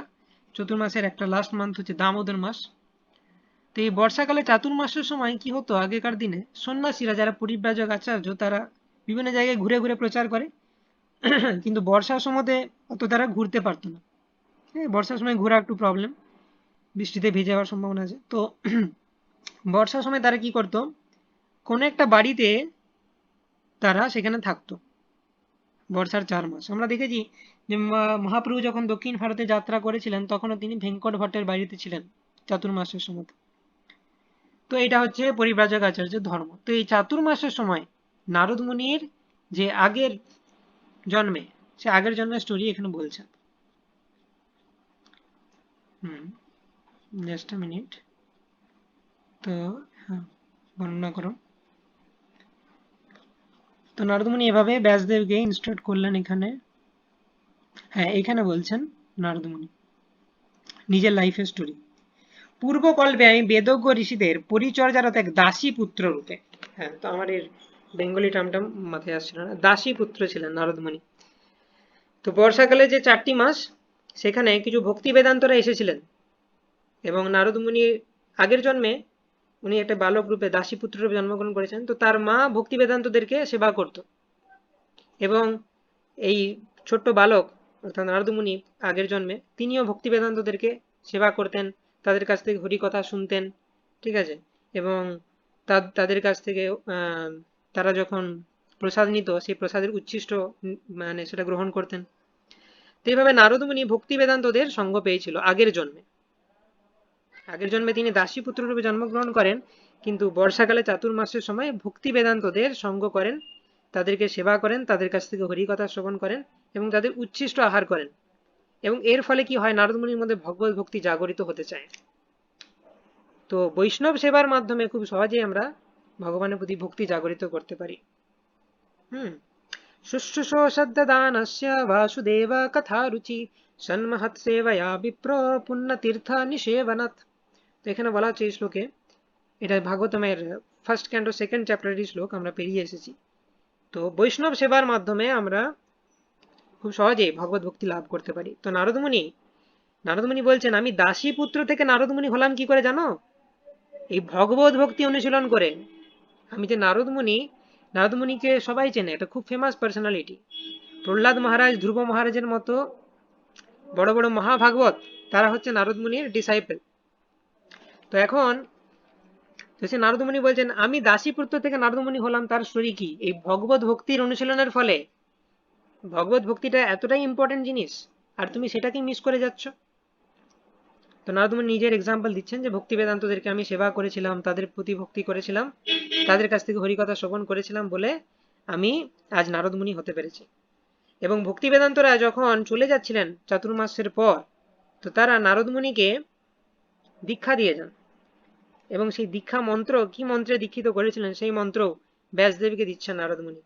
এবং এর ফলে অ্যাকচুয়ালি ব্যাসদেবকে উনি দীক্ষা দিচ্ছেন।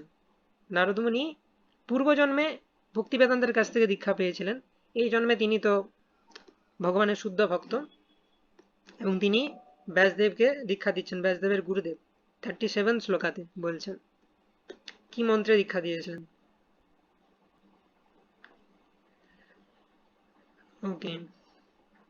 ওম নমো ভগবতে তুভ্যম বাসুদেবায় ধীমহি প্রদ্যুম্নায় নিরুদ্ধায় নমো সংকর্ষণায় চ।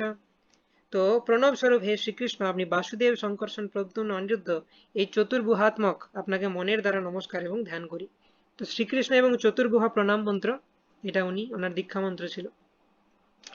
ওকে, by their blessings I have become Narada Muni in this day of Brahma. তো আমরা আলোচনা করেছি অলরেডি যে ব্রহ্মার প্রতি রাত্রে কি হয়, সমস্ত জগৎ গর্ভদকুশায়ী বিষ্ণুর শরীরে প্রবেশ করে। তো এই যে ঘটনাটা, নারদ মুনি দাসীপুত্র রূপে জন্মেছিল, এটা ব্রহ্মার আগের দিনে, অর্থাৎ আগের কল্পে নারদ মুনি দাসীপুত্র রূপে জন্মগ্রহণ করেছিল, এবং তারপরে গর্ভদকুশায়ী বিষ্ণুর দেহে প্রবেশ করে, এবং ব্রহ্মার পরের দিনে সে ব্রহ্মার পুত্র রূপে জন্মগ্রহণ করে, এবং ভগবানের শুদ্ধ ভক্ত নারদ মুনি রূপে সে খ্যাত। তো এটা হচ্ছে 5th চ্যাপ্টার শেষ হলো। তো নারদ মুনি বললেন এইভাবে নিজের স্টোরি, এবং ব্যাসদেবকে তিরস্কার করলেন যে কেন তুমি ধর্ম, অর্থ, কাম, মোক্ষ লিখেছো গোটা বেদে, আর তুমি ইন্দ্রিয় তর্পণের উপায়গুলো বলে দিয়েছো সাধারণ মানুষকে। শ্রীমদ্ ভাগবতমের মতো একটা গ্রন্থ লেখো যেটাতে সম্পূর্ণরূপে কৃষ্ণের গ্লোরি বর্ণনা করা আছে, এবং এই ভগবত ভক্তির মাহাত্ম্য বর্ণনা করো।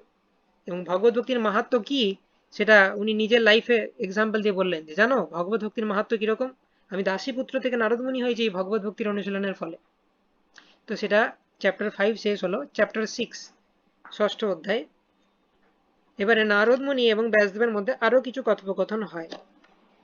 তো ব্যাসদেব অ্যাকচুয়ালি জানতে চায় নারদ মুনির কাছ থেকে যে হ্যাঁ নারদ মুনি তো সংক্ষেপে বলে দিল তার প্রিভিয়াস লাইফটা, ব্যাসদেব আরো ডিটেলসে জানতে চায়। আমাকে একটু দয়া করে বলুন যে সেই ভক্তি বেদান্তরা যখন আপনাকে দীক্ষা দিয়ে চলে গেল, তারপরে আপনি কি কি করলেন, যে তারপরে বাকি স্টোরিটা বলুন। নারদ মুনি কিছুটা বলে উনি স্টপ করে গেছিলেন। তো ব্যাসদেব আরো জানতে চাইলেন যে এরপরে আর কি করলেন দীক্ষা দেওয়ার পর, সেটা বলুন। তো নারদ মুনি তখন নিজের স্টোরিটা আরো ডিটেলসে বলছেন। নারদ মুনি বলছেন, দেখো আমার যে মা, সে একজন দাসী ছিল। তো আমি এবং আমার মা ছিলাম, আর কেউ ছিল না। আমার একমাত্র সম্বল মা ছিল, মায়ের একমাত্র সম্বল আমি। কিন্তু একদিন হঠাৎ কি হলো যে দুধ দুইতে গিয়ে আমার মা সর্পদংশনে মারা গেলেন। তো এখানে আপাত দৃষ্টিতে দেখে যে কোনো মানুষ হলে খুব বিচলিত হয়ে পড়বে যে আমার একমাত্র সম্বল ছিল তাকেও ভগবান কেড়ে নিলেন। কিন্তু নারদ মুনি যেহেতু ভগবানের শুদ্ধ ভক্ত, নারদ মুনি কি ভাবছেন, যেটা ভগবানের একটা বড় আশীর্বাদ, এই জড়জগতে আমার একটাই মাত্র আসক্তি ছিল, সেই আসক্তিটা আমার কাছ থেকে সরে গেল। তো নারদ মুনি সঙ্গে সঙ্গে সেই গৃহ ত্যাগ করে তিনি ভগবানের প্রতি ধ্যান করতে উত্তরের দিকে এগোতে থাকলেন। এবং তার মাও যেহেতু ভক্তি বেদান্তদেরকে সেবা করেছিলেন, তার মাও উচ্চ গতি লাভ করলেন। তো নারদ মুনি বিভিন্ন পাহাড়, জঙ্গল, ক্ষেত পেরিয়ে এক জায়গাতে গিয়ে ক্লান্ত হয়ে উনি একটি গাছের নিচে বসে ধ্যান করছিলেন পরমেশ্বর ভগবানের। ভক্তি বেদান্তরা নারদ মুনিকে যেভাবে শিখিয়েছেন সেইভাবে নারদ মুনি ধ্যান করছেন, এবং ধ্যান করতে করতে হঠাৎ ভগবান হৃদয়ে প্রকাশিত হলেন নারদ মুনির। রাইট, 16 শ্লোকে সেটা বর্ণনা করা হচ্ছে। নারদ মুনি ধ্যান করছিলেন গাছের নিচে, হঠাৎ ভগবান তার হৃদয়ে প্রকাশিত হলেন। ধ্যায়তশ্চরণম ভোজম ভাব নির্জিত চেতসা উৎকণ্ঠাশ্রুকলাক্ষস্য হৃদয়ং চিন্মে শনৈর্হরি। আমি যখন আমার হৃদয়ে পরমেশ্বর ভগবানের চরণারবিন্দের ধ্যান করতে শুরু করেছিলাম, তখন আমার চিত্তে এক অপ্রাকৃত ভাবের উদয় হয়েছিল, এবং আমার চক্ষুদয় অশ্রুপ্লাবিত হয়েছিল, এবং অচিরেই পরমেশ্বর ভগবান শ্রীহরি আমার হৃদয় কমলে আবির্ভূত হয়েছিলেন। তো নারদমুনি অ্যাকচুয়ালি প্রেম স্তরে পৌঁছে গেছেন।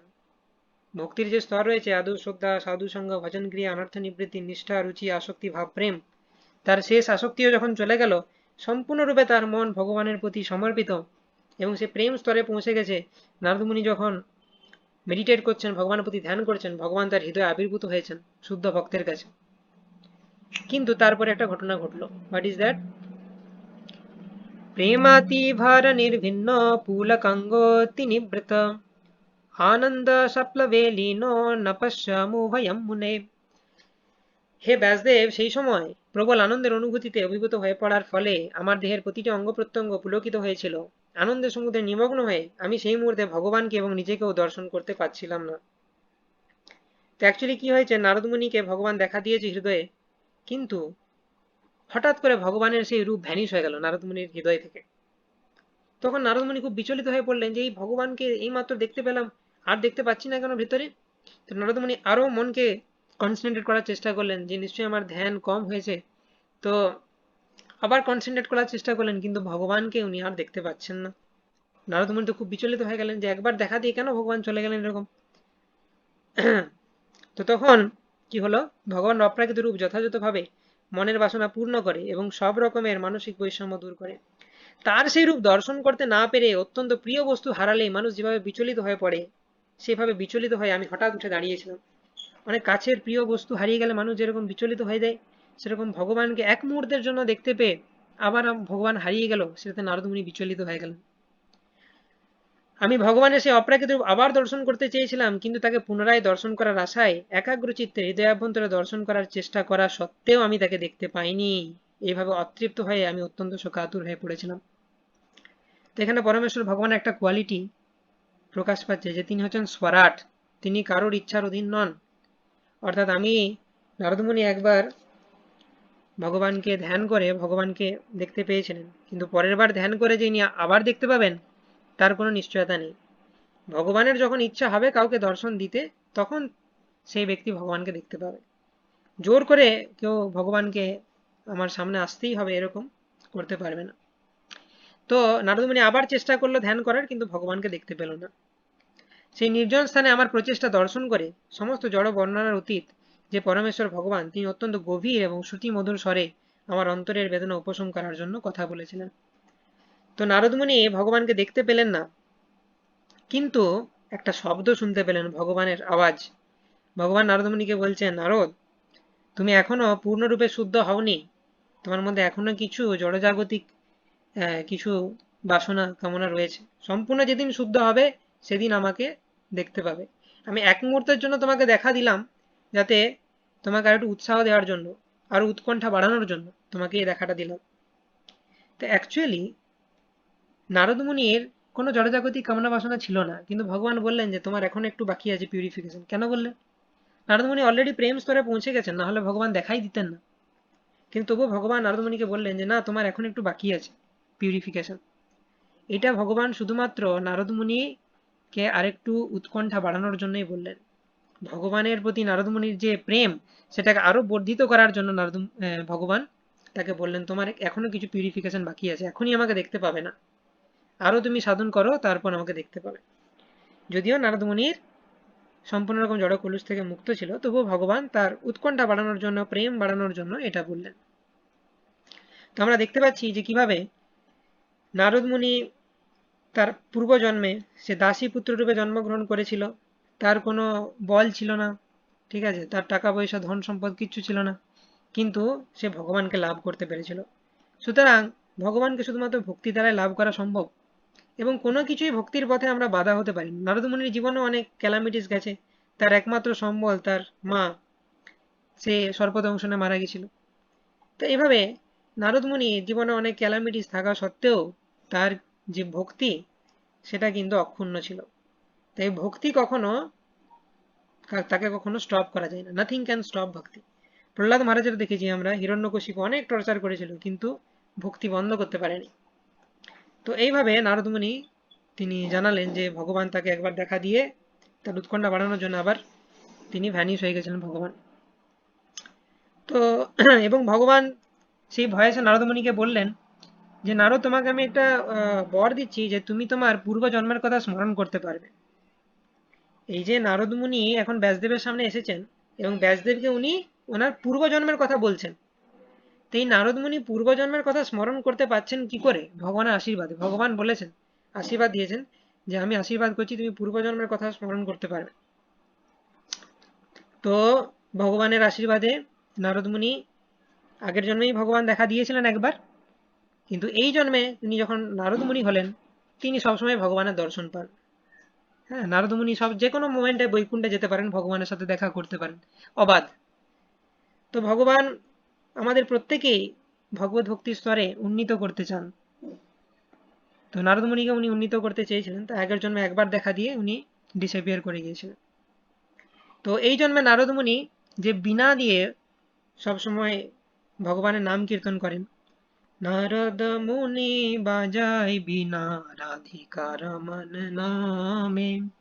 তো রাধিকা রমনের নামে যে নারদ মুনি বীণা বাজাচ্ছে, সেই বীণাও শ্রীকৃষ্ণই দিয়েছিলেন নারদ মুনিকে। এবং নারদ মুনি হচ্ছে ট্রান্সেন্ডেন্টাল স্পেসম্যান। তিনি বিভিন্ন লোকে ভ্রমণ করেন, কখনো বৈকুণ্ঠে যাচ্ছেন, কখনো পৃথিবীতে আসছেন, কখনো পাতাল লোকে যাচ্ছেন, কখনো স্বর্গলোকে যাচ্ছেন, এবং যাকেই দেখতে পাচ্ছেন তাকে কৃষ্ণ কথা বলছেন। এটা নারদ মুনির ট্রান্সেন্ডেন্টাল সার্ভিস। শ্লোক নম্বর 26। नामान्यनन्तस्य हतत्रप पठन् गुह्यानि भद्राणि कृतानि च स्मरन् गङ्पर्जटं स्तुष्टमनागतस्पृहः कालं प्रतीक्षन् বিমদো বিমৎসর। তো এখানে বলা হচ্ছে যে সব রকমের সামাজিক লৌকিকতা উপেক্ষা করে আমি ভগবানের দিব্য নাম এবং মহিমা নিরন্তর কীর্তন করতে শুরু করি। ভগবানের অপ্রাকৃত লীলা এইভাবে কীর্তন এবং স্মরণ অত্যন্ত মঙ্গলজনক।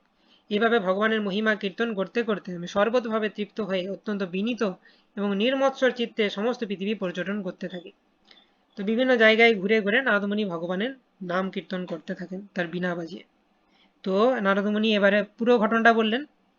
ব্যাসদেব জানতে চেয়েছিলেন পুরো স্টোরিটা। নারদমুনি পুরো স্টোরিটা বললেন যে আমার মা ছিল, সর্পদংশন হয়েছিল, মা মারা যায়, তারপরে আমি যাই, আমি ধ্যান করি, ভগবান আবির্ভূত হয়েছিলেন, ভগবান আবির্ভূত হয়ে আবার তিনি অদৃশ্য হয়ে যান, আরো ভালো করে আমি সাধনা করি, পরের কল্পে আমি ব্রহ্মার পুত্র রূপে নারদ মুনি রূপে জন্মগ্রহণ করি, এখন আমি বীণা বাজিয়ে বিভিন্ন জায়গায় ভ্রমণ করি এবং ভগবানের নাম কীর্তন করি। তো নারদ মুনি নিজের পুরো লাইফ হিস্ট্রি বলে দিলেন। দিয়ে নারদ মুনি বললেন, এবারে শুনলে তো ভগবত ভক্তির প্রভাবে আমি কি উচ্চ আসন লাভ করতে পেরেছি। তাই তোমার প্রতি আমার রিকোয়েস্ট যে তুমি দয়া করে শ্রীমদ্ ভাগবতম লেখো। এবং তুমি হচ্ছে ব্যাসদেব। ব্যাসদেব মানো তুমি হচ্ছে ভগবানের অবতার। ঠিক আছে, ভগবানের শাক্তাবেশ অবতার। তো তুমি চাইলে তুমি ভগবানের লীলার উপর ধ্যান করে সেগুলো স্বচক্ষে দেখতে পারো এবং সেই লীলাগুলো দেখো এবং লিখো ভাগবতে। সাধারণ কোনো ব্যক্তির পক্ষে ভাগবত রচনা করা সম্ভব নয়, কারণ ভাগবত মানে হচ্ছে ভগবান আর ভক্তদের লীলা। তো নারদমুনি দেখে শুনে সেই রকম ব্যক্তিকে এই দায়িত্বটা দিচ্ছেন ভাগবত লেখার, ব্যাসদেবকে। নারদমুনি বলছেন তুমি তো পারবে, তোমার ক্ষমতা থাকা সত্ত্বেও তুমি এতদিন করনি সেটা, এবার তোমাকে করতে বলছি। ভগবানের লীলার উপর ধ্যান করো, ভগবানের লীলা চোখের সামনে দেখো আর সেটা ভাগবতে লেখো, ভগবানকে গ্লোরিফাই করো। ওকে, শ্লোক নাম্বার 34। তো এটা ফাইনাল ইনস্ট্রাকশন দিলেন। এরপরে ব্যাসদেব লিখতে আরম্ভ করবেন।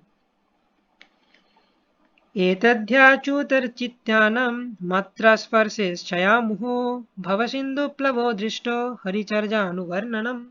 আমি ব্যক্তিগত অভিজ্ঞতার মাধ্যমে দেখছি যারা সর্বদাই ইন্দ্রিয়ের দ্বারা বিষয়ভোগ বাসনায় আতুর, তারা এক অতি উপযুক্ত নৌকায় করে ভবসিন্ধু পার হতে পারে। তা হচ্ছে নিরন্তর পরমেশ্বর ভগবানের অপ্রাকৃত মহিমা কীর্তন করা। তো নারদমুনি ব্যাসদেবকে বলছেন তুমি তো কলিযুগের মানুষদের ভালো করতে চেয়েছিলে, তাই তো? তুমি যদি সত্যিকারই তাদের ভালো করতে চাও তাহলে ভাগবত লিখো, যেখানে ভগবানের অপ্রাকৃত মহিমা বর্ণনা করা আছে। সেইটার পড়ার ফলে তারা ভবসিন্ধু পার করতে পারবে। তোমার এই বেদে কর্মকাণ্ড জ্ঞানকাণ্ড পড়ে তারা কখনোই ভবসাগর পার করতে পারবে না। তো এইভাবে নারদমুনি ফাইনাল ইনস্ট্রাকশন দিয়ে দিলেন ব্যাসদেবকে, অনেক কিছু বোঝালেন, তিরস্কার করলেন, নিজের জীবনের কাহিনী বললেন এবং ব্যাসদেবকে ফাইনালি বললেন ভাগবত লেখো, তুমি হচ্ছে মহান ঋষি, ভগবানের অবতার, ভগবানের লীলার উপর ধ্যান করো আর ভাগবত লেখো। তো এইভাবে ষষ্ঠ অধ্যায় কমপ্লিট হচ্ছে। সেভেন্থ অধ্যায় আমরা জাস্ট আজকে শুরু করব, সামান্য কয়েকটা, তারপরে সেভেন্থ অধ্যায় বাকিটা আমরা পরের দিন আলোচনা করব। সপ্তম অধ্যায় শুরুতেই আমরা দেখতে পাচ্ছি ব্যাসদেব নারদমুনি চলে গেলেন এটা বলে, এবং ব্যাসদেব তখন নারদমুনির সেই কথা মতো ধ্যান করতে লাগলেন পরমেশ্বর ভগবানের। ভাগবত লেখার আগে তিনি ধ্যান করছেন, এবং সেই ধ্যানে উনি কি দেখতে পেলেন সপ্তম অধ্যায়ের চতুর্থ শ্লোকে বর্ণনা করা হচ্ছে। তো ব্যাসদেব ধ্যান করছেন যখন তখন তিনি কি দেখতে পেলেন? ভক্তি যোগেন মনসি সম্যক প্রণীহিতে মলে অপশ্চাৎ পুরুষম পূর্ণম মায়াম চ তৎপায়স্যম। এইভাবে তার মনকে একাগ্র করে জড় কুলুষ থেকে সর্বতভাবে মুক্ত হয়ে তিনি যখন পূর্ণরূপে ভক্তিযোগে যুক্ত হয়েছিলেন, তখন তিনি পরমেশ্বর ভগবানকে তার মায়া শক্তি সহ দর্শন করেছিলেন, যে মায়া পূর্ণরূপে তার বশীভূত ছিল। এবং আর কি দর্শন করলেন? এই বহিরঙ্গা শক্তির প্রভাবে জীব জড়া প্রকৃতি তিনটে গুণের অতীত হওয়া সত্ত্বেও নিজেকে জড়া প্রকৃতি সম্ভূত বলে মনে করে, এবং তার ফলে জড়জগতে দুঃখ ভোগ করে। তো ব্যাসদেব ধ্যানে দেখতে পেলেন পরমেশ্বর ভগবান শ্রীকৃষ্ণকে দেখতে পেলেন উনি প্রথমে, এবং উনি এই মায়া শক্তিকে দেখতে পেলেন, এবং উনি দেখতে পেলেন জড়জগতের যে জীবেরা মায়া শক্তির প্রভাবে কৃষ্ণকে ভুলে এই জগতে দুঃখ পাচ্ছে। এই তিনটে সিন দেখতে পেলেন, কৃষ্ণকে দেখতে পেলেন, মায়াকে দেখতে পেলেন, জীবকে দেখতে পেলেন মায়ার প্রভাবে সে কষ্ট পাচ্ছে। দিয়ে তিনি ভাবলেন যে তাহলে এটার উপায় কি, এটা থেকে কিভাবে এদেরকে উদ্ধার করব? হ্যাঁ, উপায় হচ্ছে, এদের যে সমস্যা আছে সেটার ওষুধ কি? ওষুধ হচ্ছে ভক্তি। ষষ্ঠ শ্লোকে বলা হচ্ছে, অনর্থোপশমম সাক্ষাৎ ভক্তিযোগম অধোক্ষজে লোকস্য জানতো বিদ্যাম চক্রে সত্বত সংহিতাম। তো জীবের জাগতিক দুঃখ দুর্দশা যা হচ্ছে তার কাছে অনর্থ ভক্তিযোগের মাধ্যমে অচিরেই তার উপশম হয়। তাহলে মেডিসিন হচ্ছে ভক্তিযোগ, কিন্তু সাধারণ মানুষ তা জানে না। তাই মহাজ্ঞানী ব্যাসদেব পরম তত্ত্ব সমন্বিতে সাত্বত সংহিতা অর্থাৎ শ্রীমদ্ ভাগবতম সংকলন করেছেন। তাহলে এই শ্রীমদ্ ভাগবতম হচ্ছে ওষুধ, যে জড়জগতের সমস্ত মানুষের দুঃখ দুর্দশা সেগুলোকে নিবারণ করতে পারে। সেই জন্য আমরা ভাগবতমের গ্লোরিফিকেশনে, ভাগবতমের সেকেন্ড শ্লোকে 112 সেখানে দেখেছিলাম, ধর্ম প্রৌজিত কৈটবত্র পরম নির্মৎসরা নাম শতাম বেদ্যম বাস্তবমাত্র বস্তু শিবদম তাপত্রয়ন মূলনম। তাপত্রয় উন্মূলনম ভাগবত করতে পারে। তাপত্রয় মানে আমাদের যে ত্রিতাপ ক্লেশ, আদি আত্মিক ক্লেশ, আদি ভৌতিক ক্লেশ, আদি দৈবিক ক্লেশ, এই সমস্ত ক্লেশ থেকে আমাদের মুক্ত করতে পারে ভাগবত। তাহলে ব্যাসদেব ধ্যানে কি দেখলেন? কৃষ্ণকে দেখলেন, মায়াকে দেখলেন, জীবকে দেখলেন। জীব মায়ার দ্বারা কষ্ট পাচ্ছে এটা দেখলেন। ব্যাসদেবের সলিউশন কি বার করলেন? ভাগবত লিখতে হবে, ভক্তি যোগের কথা লিখতে হবে, এটা সলিউশন, এটা হচ্ছে ওষুধ। সেই ওষুধ যদি আমরা গ্রহণ করি তাহলে তার এফেক্ট কি হবে?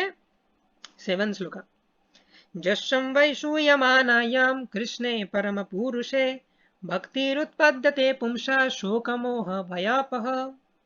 কেবলমাত্র বৈদিক শাস্ত্র শ্রবণ করার মাধ্যমেই, অর্থাৎ বৈদিক শাস্ত্রের সার শ্রীমদ্ ভাগবত শ্রবণ করার মাধ্যমে পরম পুরুষ শ্রীকৃষ্ণের প্রতি ভক্তির উদয় হয়, তার ফলে শোক মোহ ভয় তৎক্ষণাৎ অপগত হয়। তো ভাগবতের শ্রবণ যদি আমরা করি, শোক মোহ ভয় সমস্ত কিছু দূরীভূত হবে, এবং আমরা দিব্য আনন্দ অনুভব করব। তো ব্যাসদেব এই ভাগবত রচনা করলেন এভাবে নারদমুনির কথা মতো। এবং তো এটা কমপ্লিট হলো আমাদের ওই চ্যাপ্টারটা। যে জিজ্ঞেস করেছিলেন প্রথম প্রশ্ন, ব্যাসদেব কিভাবে মানে ভাগবতম কিভাবে রচিত হয়, কে রচনা করেন, কার অনুপ্রেরণায় রচনা করেন? তাহলে ব্যাসদেব রচনা করেন নারদমুনির অনুপ্রেরণায়, রাইট? তো ব্যাসদেব এইটা রচনা করে তার যে পুত্র সুখদেব গোস্বামীকে ভাগবত শেখান, এবং সুখদেব গোস্বামী পরবর্তীকালে পরীক্ষিত মহারাজকে সেই ভাগবত শোনান। কিন্তু যখনই যখনই বললেন সুত গোস্বামী যে এই যে শ্রীমদ্ ভাগবত সেটা ব্যাসদেব রচনা করে তার পুত্র সুখদেব গোস্বামীকে শেখালেন, তখনই শৌনক ঋষি প্রশ্ন করলেন, একটা ডাউট আছে। কি ডাউট? আচ্ছা, এই যে সুখদেব গোস্বামী তিনি তো জন্ম থেকেই মুক্ত আত্মা, জন্ম থেকেই তো উনি মুক্ত, তাহলে ওনাকে আবার ভাগবত শুনতে হবে কেন? ভাগবত আমাদের মতো বদ্ধজীবকে শুনতে হবে না, কিন্তু সুখদেব গোস্বামী তো জন্ম থেকেই উনি মুক্ত, ওনাকে আবার কেন ভাগবত শুনতে হয়েছিল? সো এরপরে যে শ্লোকটা আসছে, this is very very important শ্লোক। এটাকে বলে আত্মারাম শ্লোক শ্রীমদ্ ভাগবতের। বহু জায়গায় আপনারা শুনে থাকবেন আত্মারাম শ্লোক, সেটা আমরা আলোচনা করতে যাচ্ছি 1:7-10। তো এখানে গ্লোরিজ বলা হচ্ছে ভক্তিযোগের। সুতা উবাচ আত্মারামশ্চ মুনयो নির্গ্রন্থ অপ্যুরুক্রমে কুর্বন্তঃ তু কিম ভক্তিম ইত্থম ভূত গুণো হরি। তো এই শ্লোকে বলা হচ্ছে সমস্ত আত্মারামেরা, মানে যারা জড়জগৎ থেকে অলরেডি মুক্ত, বিশেষ করে যারা নিবৃত্তি মার্গে নিরত, মানে সুখদেব গোস্বামী এরকম একজন আত্মারাম ছিলেন, তারা সব রকমের জড়বন্ধন থেকে মুক্ত হওয়া সত্ত্বেও পরমেশ্বর ভগবানের অহৈতুকী ভক্তি লাভের আকাঙ্ক্ষা করেন। পরমেশ্বর ভগবান দিব্য গুণাবলীতে বিভূষিত এবং তাই তিনি সকলকে আকর্ষণ করেন, এমনকি মুক্ত পুরুষদেরও। So this is a very important shloka, যেখানে বলা হচ্ছে যে ভক্তি মুক্তির থেকেও অনেক বেশি উচ্চ। সুখদেব গোস্বামী অলরেডি মুক্ত আত্মা ছিলেন, কিন্তু উনি ভগবানের ভক্তির প্রতি আকর্ষিত হলেন। যদি মুক্ত আত্মা ভক্তিযোগীর থেকে হায়ার হতেন তাহলে তিনি আকর্ষিত হতেন না, কিন্তু ভক্তিটা এত উচ্চ কোটির জিনিস যে মুক্ত আত্মারাও ভগবানের প্রতি, ভগবানের ভক্তির প্রতি আকর্ষিত হন।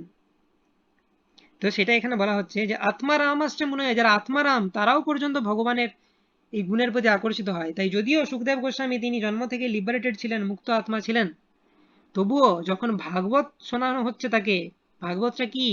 ভগবান এবং ভগবানের ভক্তদের লীলা, ভগবানের লীলা কথা মুক্ত আত্মাদের কাছেও রিলিশেবল।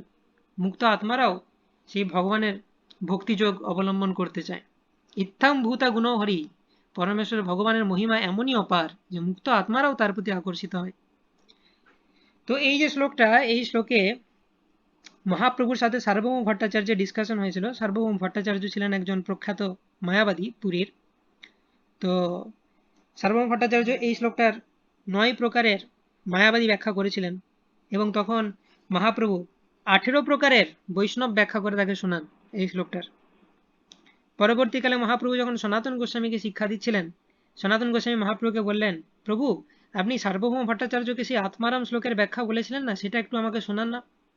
মহাপ্রভু বলছে লীলা করে যে, বুঝলে সনাতন, আমি কখন কি বলি পাগলের মতো, আমার নিজেরই মনে থাকে না, তো আমি কি বলেছি আমার আর এখন মনে নেই। তবুও তুমি যখন বলছো, তোমার মতো শুদ্ধ ভক্তের অ্যাসোসিয়েশন আমি বসে আছি, দেখি কিছু মনে করতে পারি কিনা। তো সনাতন গোস্বামীকে মহাপ্রভু 61টা এক্সপ্লেনেশন দিলেন আত্মারাম শ্লোকের, 61টা বিভিন্ন প্রকারের এক্সপ্লেনেশন দিলেন। এটা একমাত্র ভগবানের পক্ষেই সম্ভব। তো এটা বহুল চর্চিত একটা শ্লোক শ্রীমদ্ ভাগবত থেকে, যেটার দ্বারা মায়াবাদীদেরকে খণ্ডন করা যায়। মায়াবাদীদের মেন কনসেপ্ট হচ্ছে ব্রহ্মজ্যোতিতে আমরা লীন হয়ে যেতে চাই, মানে মুক্তি লাভ করতে চাই। কিন্তু এই শ্লোকে বলা হচ্ছে ভগবানের কোয়ালিটি এতটাই অপরিসীম, ভগবানের ভক্তিযোগ এতটাই উচ্চকোটির যে মুক্ত আত্মারাও ভগবানের ভক্তিযোগের প্রতি আকর্ষিত হয়। তো এখানে ভক্তিযোগের মাহাত্ম্য বর্ণনা করা হচ্ছে। ওকে, নেক্সট শ্লোকা বলছেন, তো প্রভুপাদ এখানে অনেক মিনিং দিয়েছেন আত্মারাম শ্লোকে, তো আপনারা এই পার্টটা পড়তে পারেন, খুব ইম্পর্টেন্ট। 1.7.10 हरिर्गुणक्षिप्तमतिर् भगवान् वादरायिनी अधगन्महदाख्यग्नं নিত্যম বিষ্ণু জনপ্রিয়া। ব্যাসনন্দন ছিল সুখদেবের চিত্ত ভগবান শ্রীহরির গুণে আকৃষ্ট হয়। এই ভাগবত পুরাণ অত্যন্ত বিশাল হলেও তিনি তা অধ্যয়ন করেছিলেন। সেই ভগবত তত্ত্ব বিশ্লেষণ করার ফলে তিনি বৈষ্ণবদের অত্যন্ত প্রিয় পাত্র হয়েছিলেন। ভাগবতটা এমন নয় যে অষ্টকম কোনো 8টি শ্লোক আছে, ভাগবতমে 18,000 শ্লোক আছে, শুনতে অনেক টাইম লাগবে। তাহলে সুখদেব গোস্বামী বসে মনোযোগ সহকারে, ধৈর্য সহকারে, কষ্ট করে ভাগবত কেন শুনেছিলেন? কারণ তিনি মুক্ত আত্মা ছিলেন, কিন্তু ভাগবত ভক্তির কথা বলে, ভক্তি হচ্ছে মুক্তির থেকেও অনেক হাই। তাই সেজন্যে উনি ধৈর্য সহকারে পুরো ভাগবতটা শ্রবণ করেছিলেন, যদিও ভাগবত অনেক বড়। তো এইভাবে আমরা দেখতে পাচ্ছি যে সুখদেব গোস্বামী সেই ভাগবত শ্রবণ করেছিলেন বলেই তিনি পরমেশ্বর ভগবানের প্রতি আকৃষ্ট হন, এবং তিনি সমস্ত বৈষ্ণবদের প্রিয় পাত্রে পরিণত হন। সমস্ত বৈষ্ণবেরা তার কাছ থেকে ভাগবত শুনতে চায়। যখন সুখদেব গোস্বামী পরীক্ষিত মহারাজকে ভাগবত বলছিলেন, সুখদেব গোস্বামী যখন ভাগবত বলছিলেন, সেখানে ব্যাসদেব বসে আছেন, নারদ মুনি বসে আছেন, সুখদেব গোস্বামীর কাছ থেকে ভাগবত শুনছে। ব্যাসদেব কে? সুখদেব গোস্বামীর গুরু। সুখদেব গোস্বামী হচ্ছে ব্যাসদেবের পুত্র, ব্যাসদেবই সুখদেব গোস্বামীকে ভাগবত শিখিয়েছে। তাহলে আমি যদি কোনো প্রবচন দিই আর আমার গুরুদেব যদি এখানে বসে থাকে, কিরকম লাগবে? এবং শুধু গুরুদেব নয়, নারদ মুনিও বসে আছে, যে ব্যাসদেবের গুরু, অর্থাৎ সুখদেব গোস্বামীর পরম গুরুদেব, গুরুদেব বসে আছেন সেই অ্যাসেম্বলিতে। সুখদেব গোস্বামী ভাগবত বলছেন, তাহলে সুখদেব গোস্বামীর পজিশনটা নিশ্চয়ই অনেক উচ্চমানের, নাহলে নারদ মুনি বসে শুনবেন কেন তার কথা? তাহলে সুখদেব গোস্বামী এত উচ্চ কোটির পজিশন কিভাবে লাভ করেছিলেন? ভাগবত শোনার মাধ্যমে। This is the glory of Bhagavatam. তো এইভাবে ভাগবত শ্রবণ করার মাধ্যমে আমরা নিজেদেরকে অনেক উচ্চ স্তরে নিয়ে যেতে পারি। ভাগবত মহিমা স্তোত্রে ছিল সনাতন গোস্বামী বলছেন, असाधु साधुता दायिन अति नीचोच्च तारक हाना मुंच कदाचन मम প্রেমনা হৃদকণ্ঠयो স্ফুরহ। তো বলা হচ্ছে অসাধু সাধুতা দায়ীন, যে অসাধু ব্যক্তি তাকে ভাগবত সাধুতা দান করে, অতি নিচ উচ্চ তারক, যে অতি নিচ তাকে উচ্চ কোটির বৈষ্ণবে পরিণত করতে পারে এই ভাগবত। এবং অ্যাকচুয়ালি একটা স্টোরি, আমি স্মল স্টোরি বাকি আছে, সেটা দিয়ে আমি এন্ড করব আজকে, সেটা বলিনি। সুখদেব গোস্বামী তো আগে নির্বিশেষবাদী ছিলেন, তো উনি কিভাবে ভক্তে পরিণত হলেন?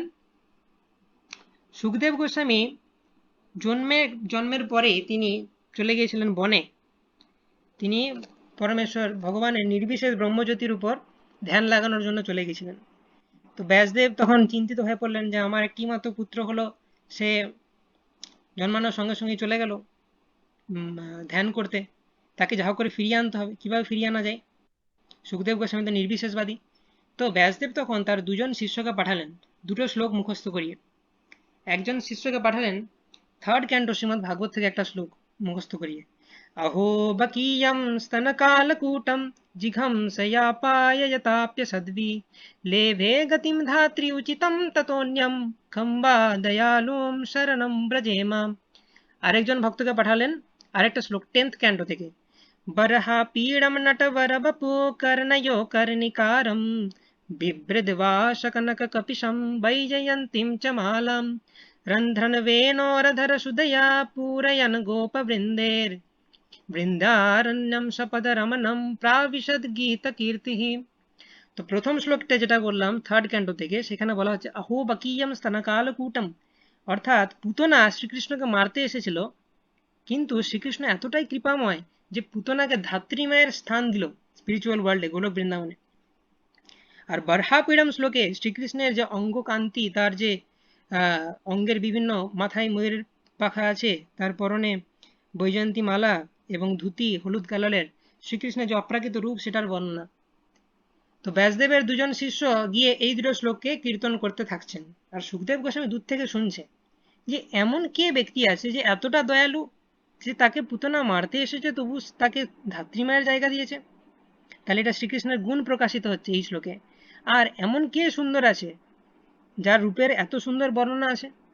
তো তখন সুখদেব গোস্বামী, যে আত্মারাম, যে হচ্ছে মুক্ত আত্মা, তার মন ও শ্রীকৃষ্ণের রূপের প্রতি, গুণের প্রতি আকর্ষিত হয়ে গেল ভাগবত শোনার ফলে, এবং তখন সুখদেব গোস্বামী মহান বৈষ্ণবে পরিণত হলেন। তো এই ভাগবত মুক্ত আত্মাদেরকেও ভক্তে পরিণত করতে পারে, অসাধু ব্যক্তিদেরকে সাধুতা দায়ন করতে পারে, এবং যে অতি নীচ তাকে উচ্চকোটির বৈষ্ণবে পরিণত করতে পারে। তো সেই জন্য ভাগবত ইজ ভেরি স্পেশাল, এবং শ্রীমদ্ ভাগবত হচ্ছে বৈষ্ণবদের চূড়ামণি।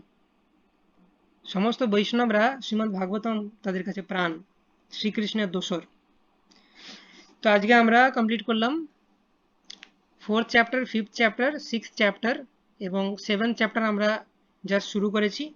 তো আমার আর্নেস্ট রিকোয়েস্ট যে আপনারা যদি ভাগবত থাকে তো আপনারা এই চ্যাপ্টারগুলো নিজেরা পড়তে পারেন। আমি চেষ্টা করছি প্রতি একাদশীতে এই ক্লাসটা করানোর। তো 15 দিন টাইম থাকছে, আপনারা নিজেরা পড়তে পারেন। আর যদি ভাগবত না থাকে ইমিডিয়েটলি আপনাদের সংগ্রহ করা উচিত। ভাগবতম প্রত্যেকের বাড়িতে থাকা উচিত। ভাগবতম হচ্ছে শ্রীকৃষ্ণ স্বয়ং। तो ग्रंथराज श्रीमद् भागवतम की जय, श्रील प्रभुपाद की जय। निताई गौर प्रेमानंदे, हरि हरि बोल।